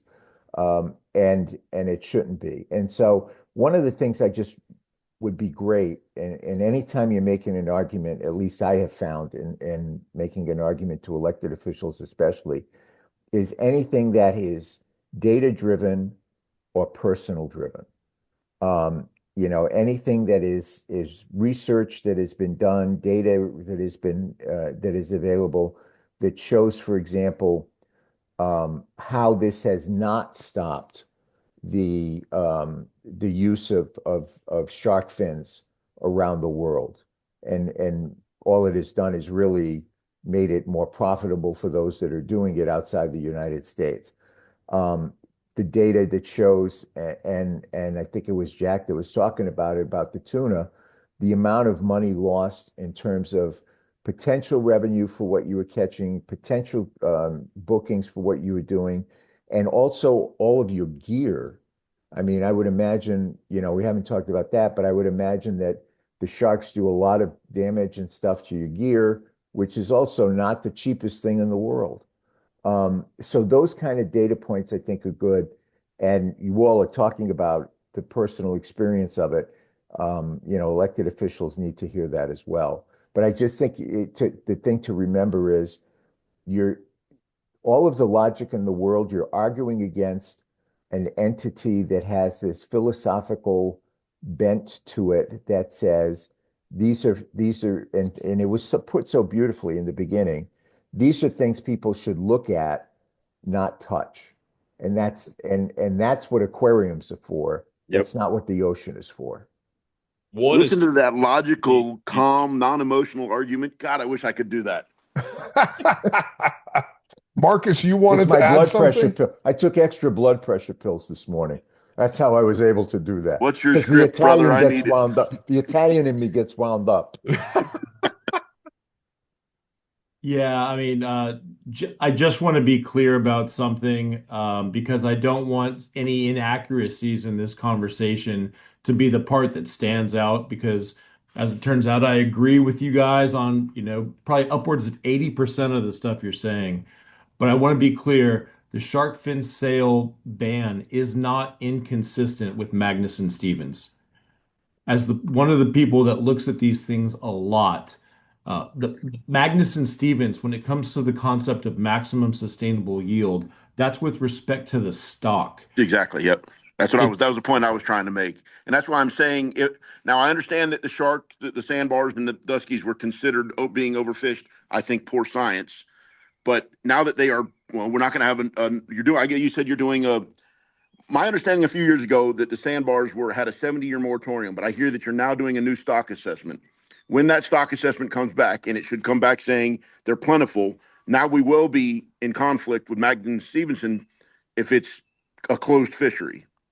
That was the argument I was trying to not make, not the fact that we can't utilize the whole fish. Though I think Roger it's that. silly that we can't. Okay, yeah. Yep.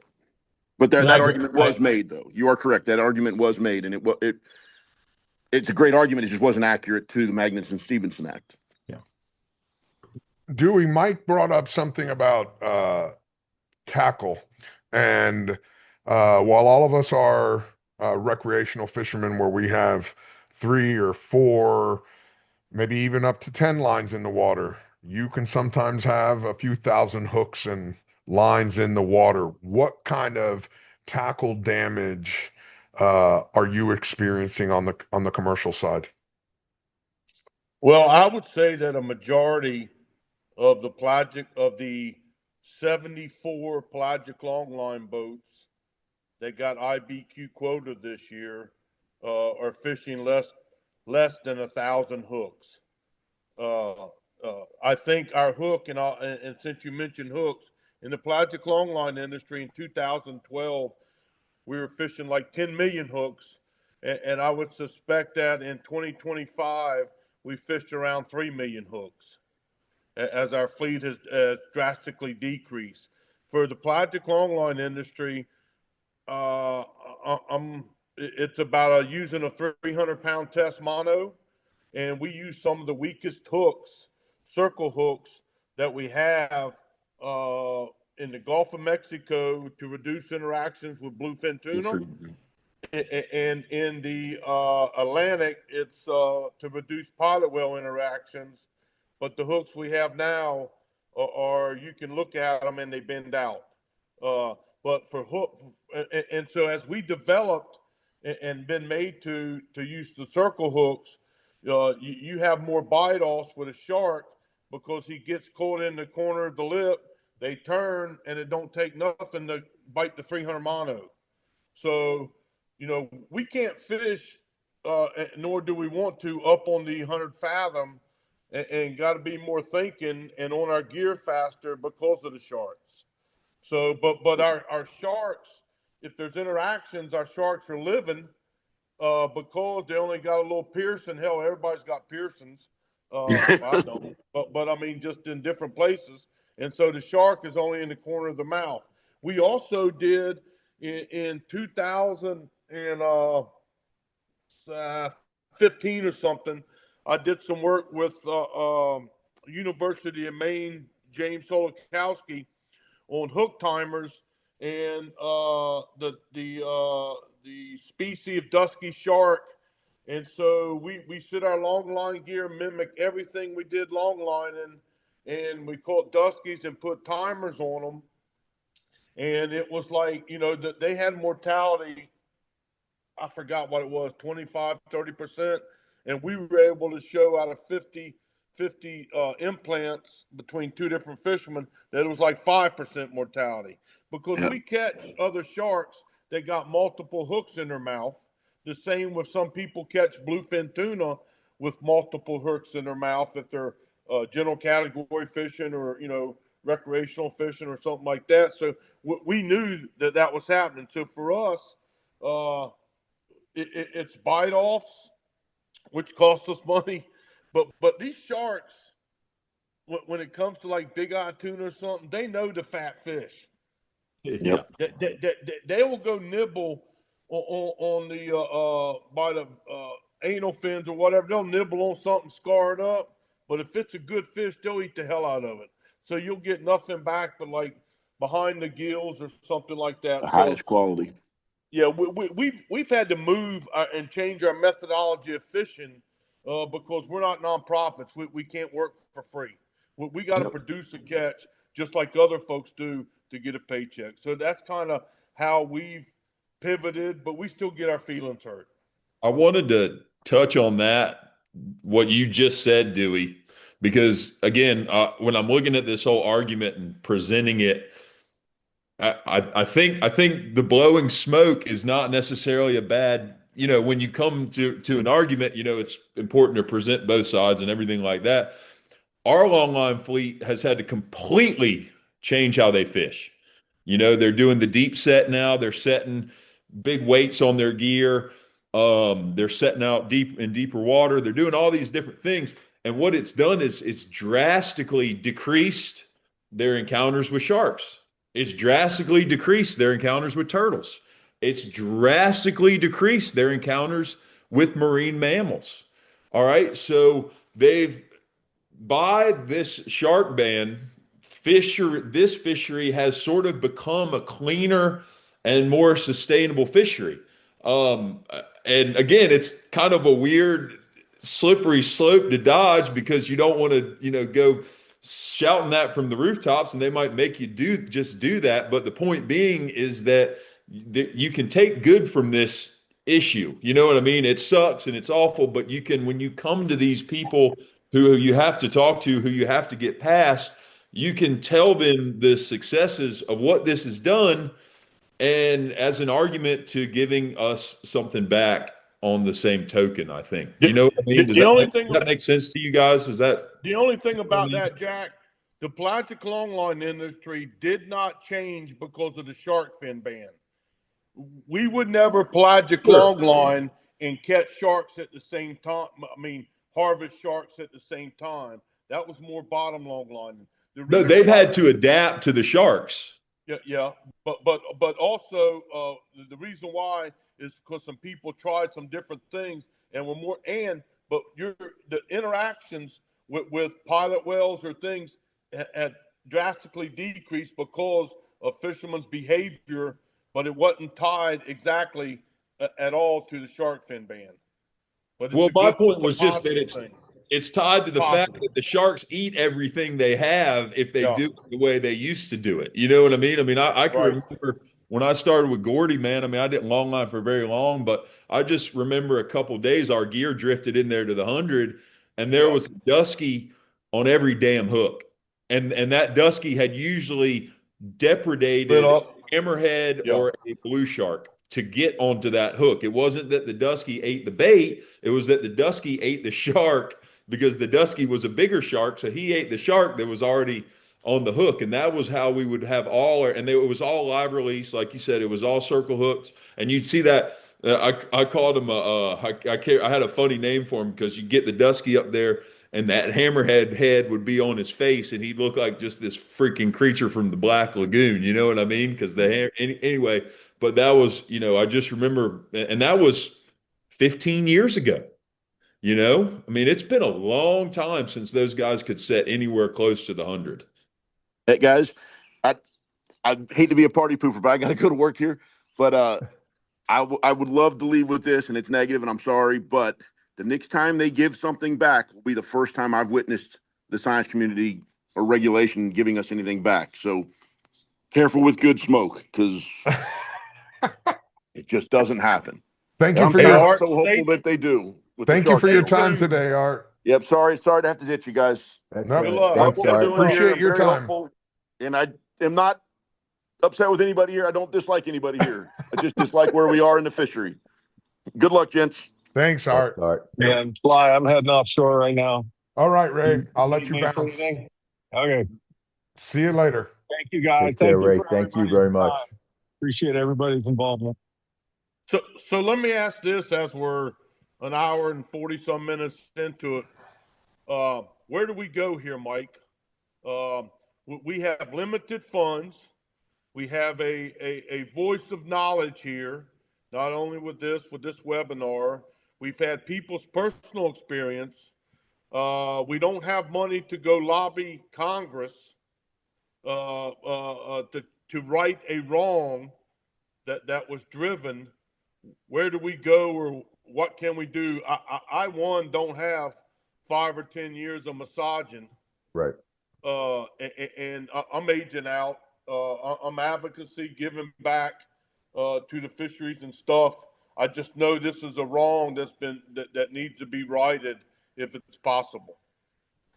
Great question. I think one of the things is um, there's two ways to approach it. And in this particular case, the challenge we have is that they passed a law that created this.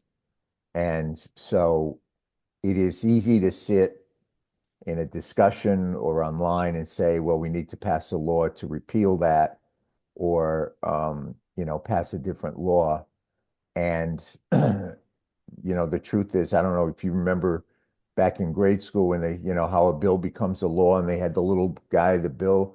Well, Schoolhouse Rock. that guy is like completely drunk in an alley somewhere on how a bill becomes a law today. Okay. I mean, the, the, the guy's just passed out. I mean, he's just gone, the poor little guy. All I remember in school was seeing that guy, and now having been in this for so long, it's like that poor bastard is just passed out in an alley somewhere. I don't know how you get a law passed at this point, but I think one of the ways to approach it is to let us see with our lawyers and researchers that we have in DC in the Office of Advocacy where we can poke to see where there are opportunities to either by executive order or rewriting something to see how you can change it. I think that's one of the ways to start. I think that's more realistic than hoping of getting a piece of legislation passed the way things are today. I'm just being honest with you about that. I think the other part is almost an educational effort.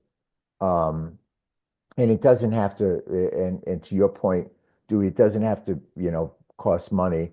An educational effort to talk about the benefits of being able to do this, not only from a nutritional standpoint, but also from an economic standpoint from a small business.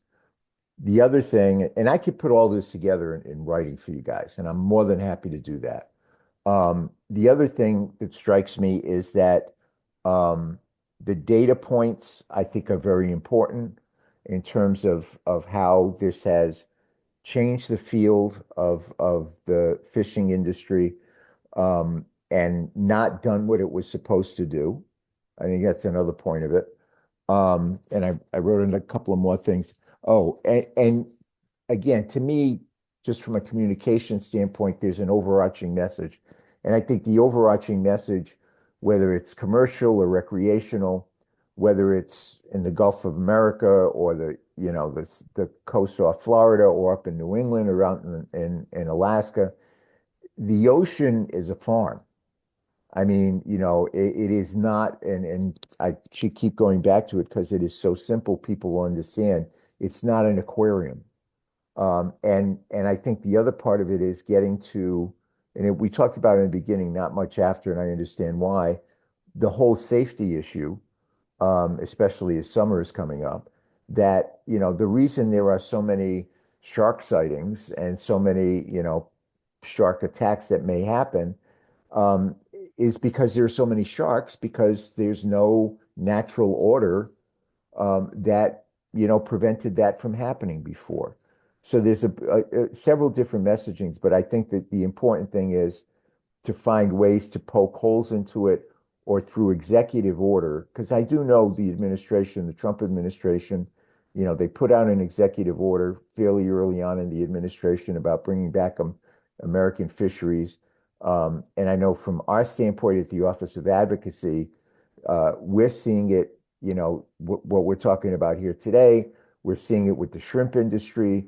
We're seeing it with folks up in the Northeast, off the coast of Massachusetts. It's a big issue. And, we're looking at it, approaching it from that standpoint as an overarching issue with different parts of it. I don't think it's a legislative fix, unless, something drastically happens just because of the way the nature is of things today and getting things through Congress. But I think there's some things that can be done that are going to pay dividends, Dewey, that are more short term than that are in the short range of time rather than the long range of time. It's a matter of putting data and stories together to the right people and giving them an action step, giving them an ability to say, or giving them the action step of here's what we need you to do. And I'll tell you the one if you have any powers that be, Mike, that you like to, especially within the administration, because I know Trump's he opened up a big place in the Pacific recently, I think. Yeah. But according to some folks I've talked to in the Pacific and over here, all right, great, he's opened that up, right? But the problem is, there's so many sharks there that it's useless because the guys that want to go fishing there, they're going to wind up, whatever they're catching, they're just going to get sharked up, and there's no reason for them to even go there. So they're doing all this. They're trying to open up all these places, and it's not necessarily even going to work because, like Dewey said, this is a profit driven business. So therefore, even whatever you open up, you've got to look at it to how, hey, look, I can beat my chest about, hey, I just opened something up, but it's not necessarily going to benefit anybody because of this, like I said, this, national Great point. catastrophe that I really feel is a catastrophe. Marcus, I think you wanted to add something. Yeah, not so much ad, but I just have a question for Mike. I don't understand how laws get passed. Like you said, it's kind of been since grade school since I've thought about that. But if I understand you correctly, are you saying that it would be it would require new legislation to simply repeal the shark fin sales ban? It could either be new legislation to repeal the ban or amending the legislation. One of two, those are the two ways to do it. I think both of them are a hurdle, Okay. honestly, just because of the way, again, and it's just a reality check of, how difficult it is to get things through. And also at that level, it is the David and Goliath. You talked about the money.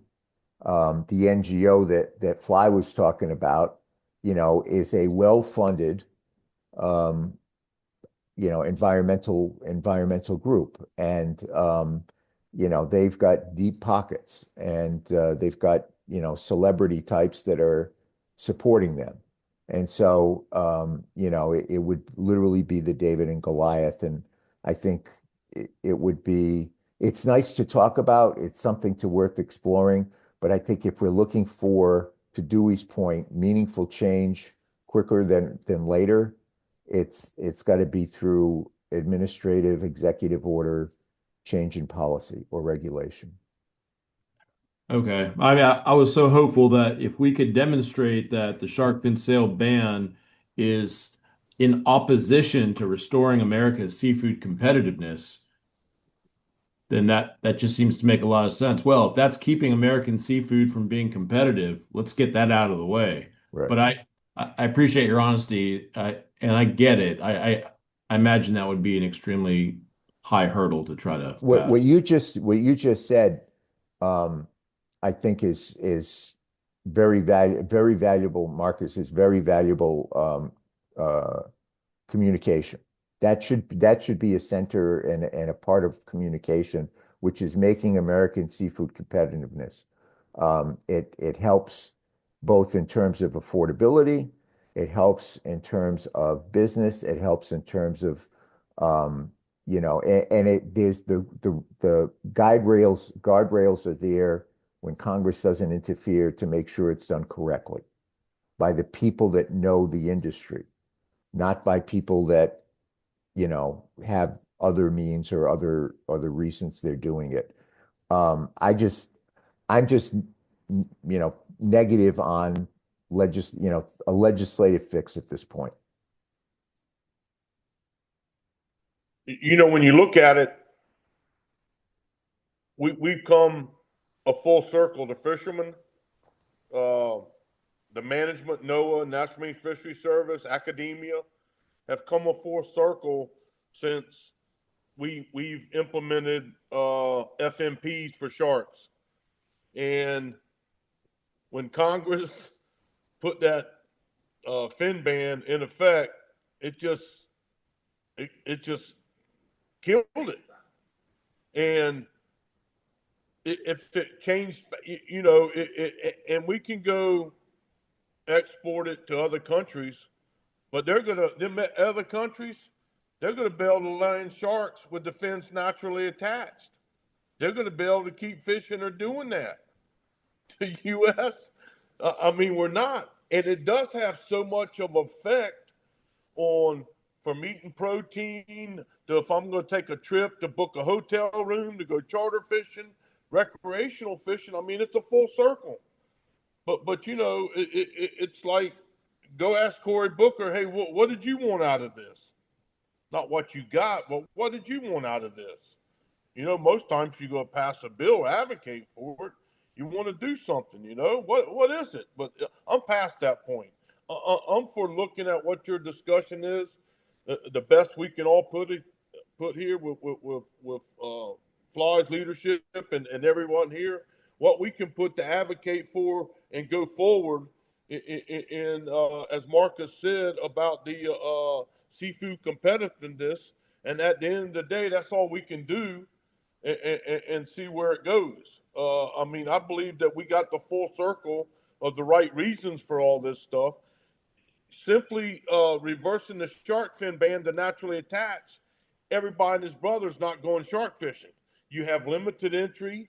You have all these checks and balances in place that we're still going to have a sustainable fishery and a harvest and build our market up if you would just tweak this little thing right here that, or figure out a way to go pay the fishermen $2 a pound for their meat, and then we can go feed the prisons. But that's a higher hurdle. There you go. I mean, it's just that's where we're at. That's kind of where it's at. So I'll be quiet for now. But I just anything I can do to continue to reach out or answer. I mean, we know the history.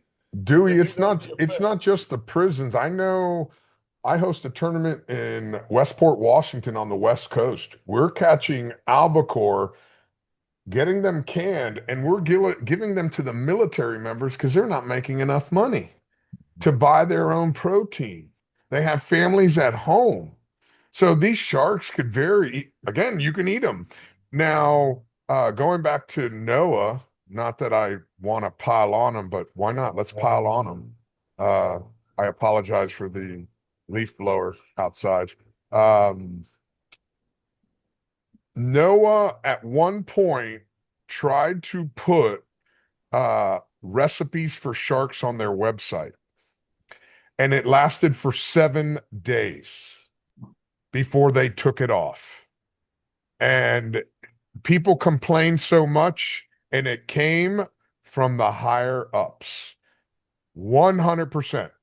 It came from somebody on Capitol Hill telling them, take that off, because somebody told them they didn't want to see it on there.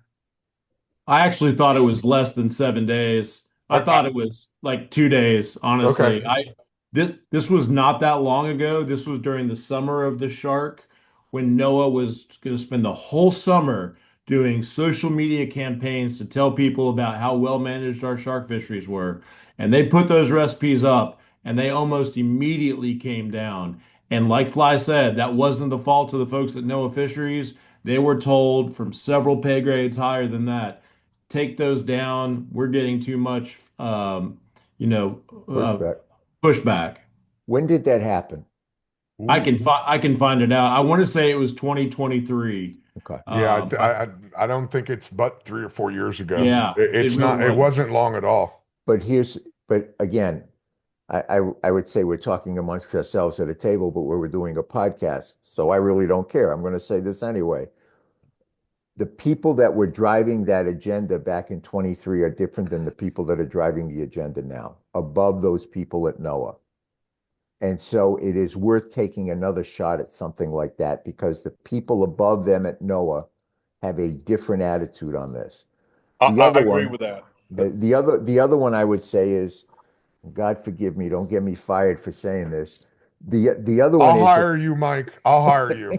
if we had an advocate for someone talking about the value of the shark meat. And, we have someone at HHS that thinks outside the box when it comes to all of this kind of stuff.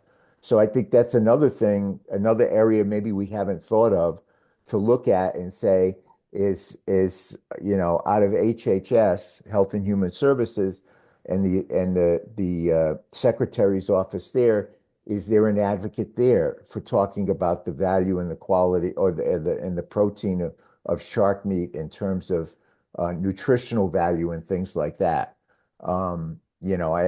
Ordinarily I would say that's crazy, but the way things have changed in the last year and a half, coming out of there, that's not as crazy as it might sound. So I mean, that's something else we should put on a piece of paper and say, let's go, no pun intended, fishing down that stream and see if we could get, someone at HHS to become an advocate for the importance of shark meat. Mike, one of the things, and I know I've talked with Dewey about this a whole bunch, since I left fishing and went into business for myself, my company, what we do is we connect to the fishermen. We put out information.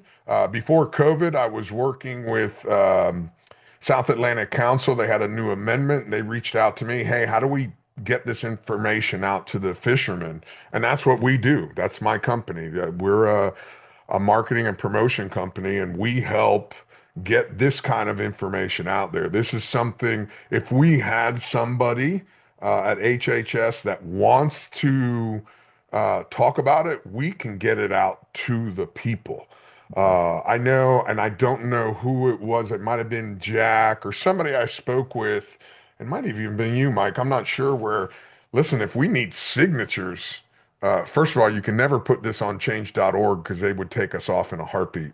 Uh, I know that Yeah, no, because you're right. change.org, when I put on my shark tournament, they're the ones that put the petition to kind of cancel our shark tournament. I had somewhere between 250 and 300,000 people sign that thing, but we were 100% legal. We did everything within the legal limits. Everybody that harvested a shark was allowed to harvest a shark, and we still had something like a 97% release rate.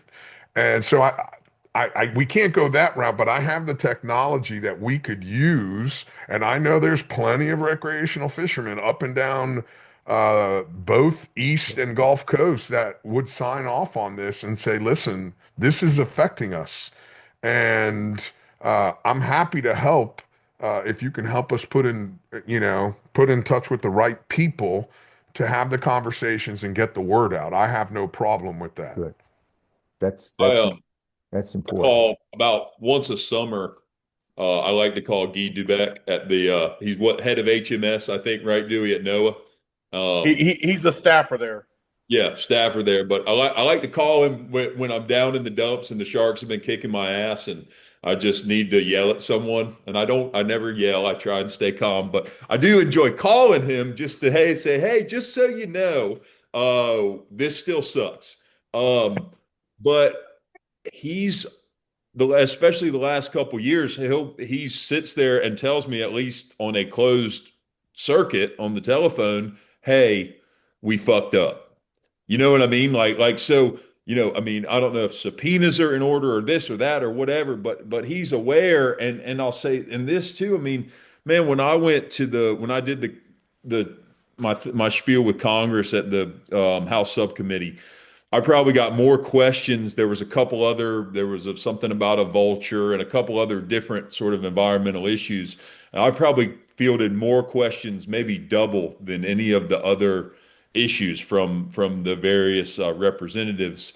that were there. But anyway, Noah had a representative there, and Mike, it was fucking pitiful. I mean, she knew nothing. Hmm. And it was just crazy. Every question was, well, I have to look back in my notes and get back to you. And I have to do this and I have to do that. And Marcus, you can correct Frustrating. me if I'm wrong. But one of the questions was, what's the mortality rate of fish versus sharks?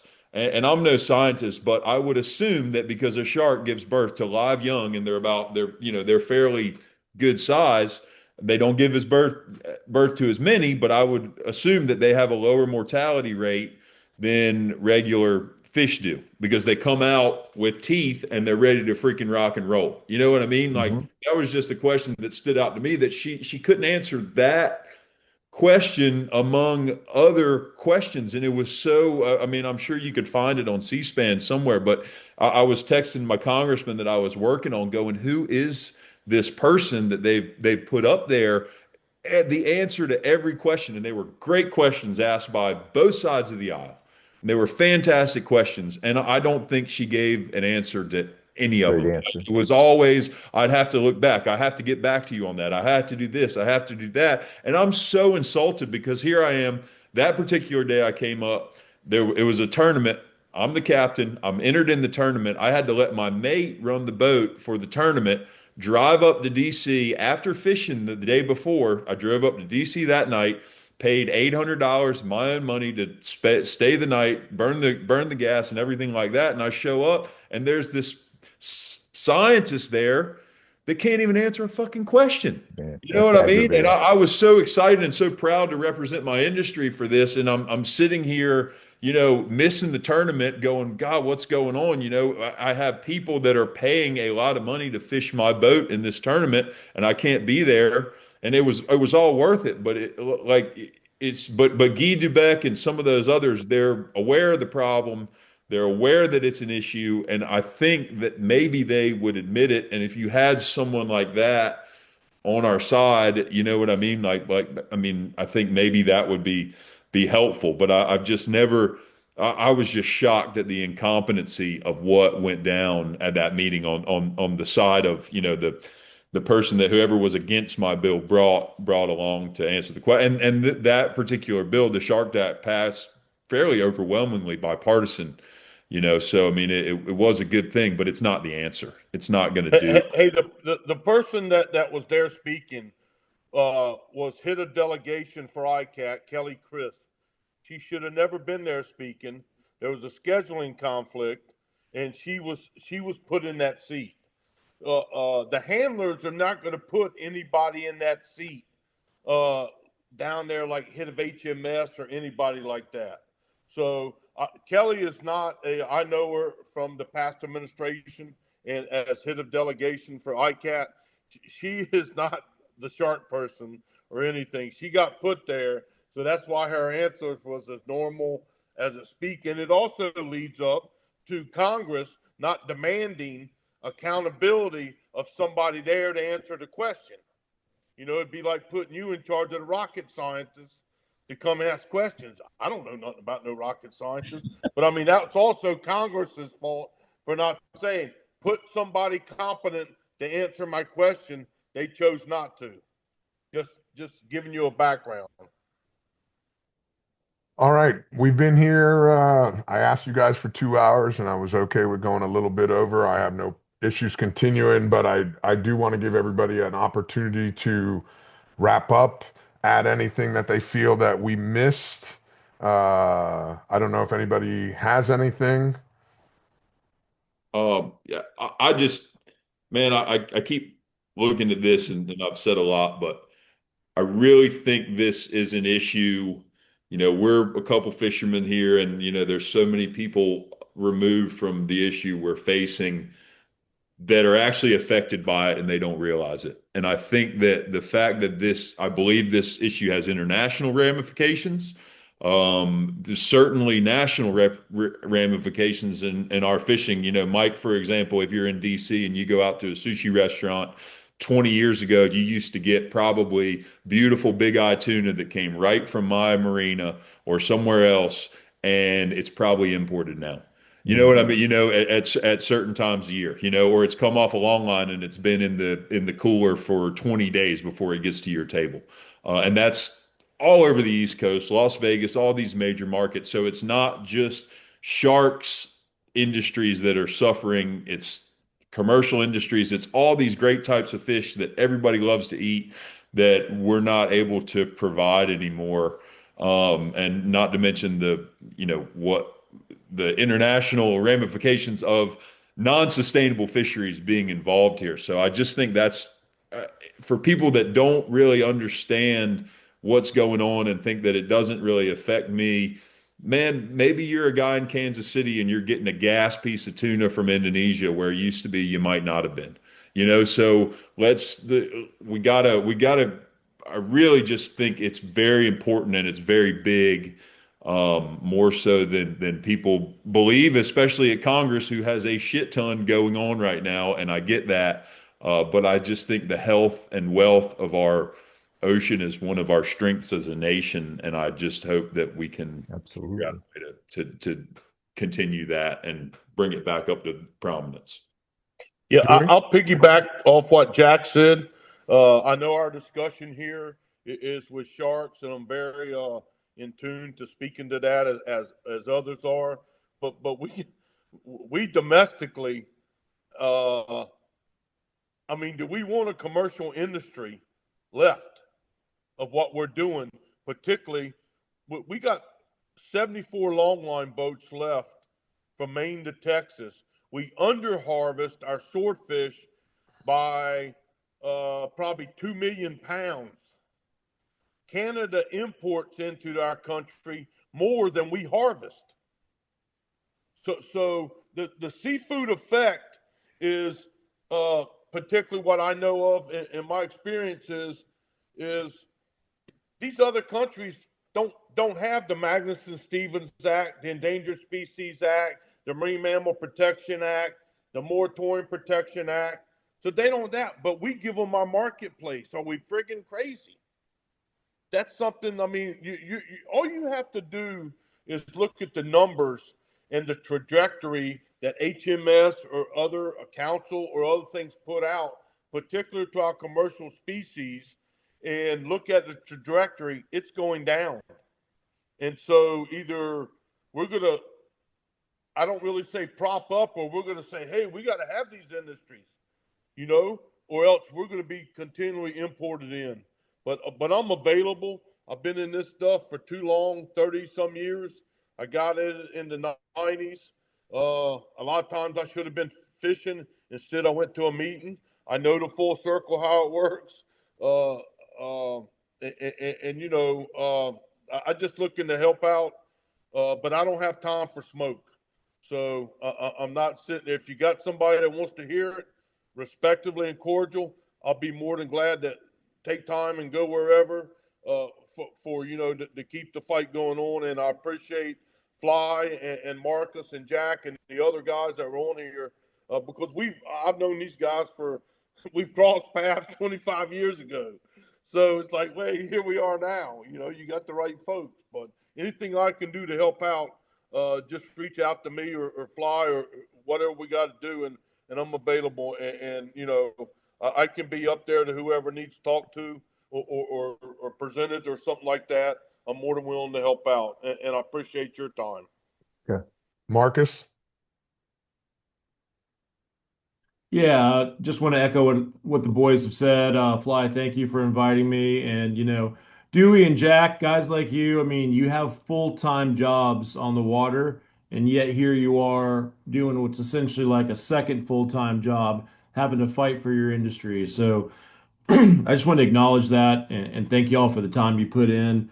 I'm looking at an article right now on NOAA Fisheries website that says U.S. caught sharks are a sustainable food choice.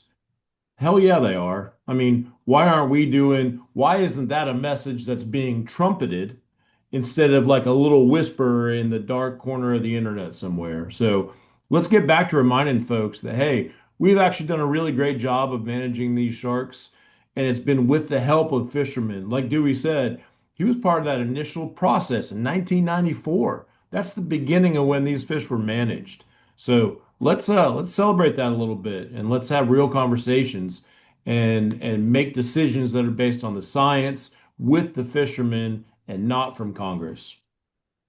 Michael, would you like to Amen. add something to wrap it up? I would just say from my standpoint, you've given me a lot of information. What I'd like to do is either by the end of this week or the beginning of next, get something back to you on paper fly of some ideas and thoughts and places to probe. It'll give me a couple of days to talk to some of the folks that are in DC. We've got a team of folks in DC that are lawyers that deal with all the different federal agencies. And I think we've got a couple of places to try and poke into to see if we can get a message in there as well. Like I said, besides NOAA, but in other places as well, so that we can keep moving the ball forward. Because one of the things that happens, and Marcus just said it. I mean, Dewey and Jack and the other guys. I mean, they have full-time jobs. This isn't their full-time job, and so let me and others try and help get that message out there and see if we can't find a path to make some changes. There's no magic wand. This is the federal government. Uh, Everybody's eyes rolled on that one. if there was a magic wand, I'd use it to get more hair. But there's no magic wand. But there's different ways to attack a problem, and I'm happy to help do that for you guys. Thank you, Thank you. Michael. All right. Thank Also, you. I sent everybody, I had my team put together a study on the shark depredation problem in the North Atlantic. Feel free to share it, take a look at it.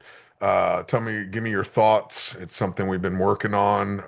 Mike, you're welcome to share it with whoever in the administration. It's some stuff that they're working on with other things as well, with other topics. So please share away. And you guys, everybody has my number and my contact information. Again, I'm happy to bang the drum. It is something that's a hot topic button. There's a lot of guys that wanted to be on this roundtable, but they couldn't because the company they work for or the companies they work for, they have to avoid this topic because of the blowback they get from it. And one of the things that I've been very, very adamant about, my business is promoting fishing, and us fishermen, we take care of each other. So I'm okay taking the arrows. I don't mind. Trust me, whatever they say, my girlfriend's called me worse, and deservedly so. I earned that part. All the other fucking names I don't care about. But anything I can do to help you, Michael, or anybody that you introduce us to, and Marcus, Jack, Dewey, Ray, and Art, were on earlier. I'm always available to you guys. We've always talked very freely, so I'm happy we were able to make this thing happen. I really appreciate you guys taking your time out of all of your busy schedules to come hang out with a crazy Cuban guy that likes to talk a lot. And I can't thank you guys enough. And then everybody who's listening, if you have any questions or want to add some comments, you guys know how to get a hold of me. You guys always get a hold of me on any of my social media platforms, and I have about a 97% respond rate. Sometimes some stuff falls through, but that's why we're putting this out there. And so we can continue this conversation. It's not just for the 7 of us that were on here. It's for everybody that's watching this to continue this conversation so that our legislators know about it, our bureaucrats know about it. And repeating what Dewey said, we might not have the deep pockets like some of these NGOs, but what we do have is a pretty large fucking voice. And because in the United States right now, there's 66 million fishermen, and that's a lot of people. So we just need to talk about it. We're not looking for a complete wipeout. We're just asking for people to be responsible and manage a resource that should be managed properly. So if everybody could just stay here really quick, I'm just going to sign off and end this. Everybody who's listening, thank you so much, and we will Check you guys later.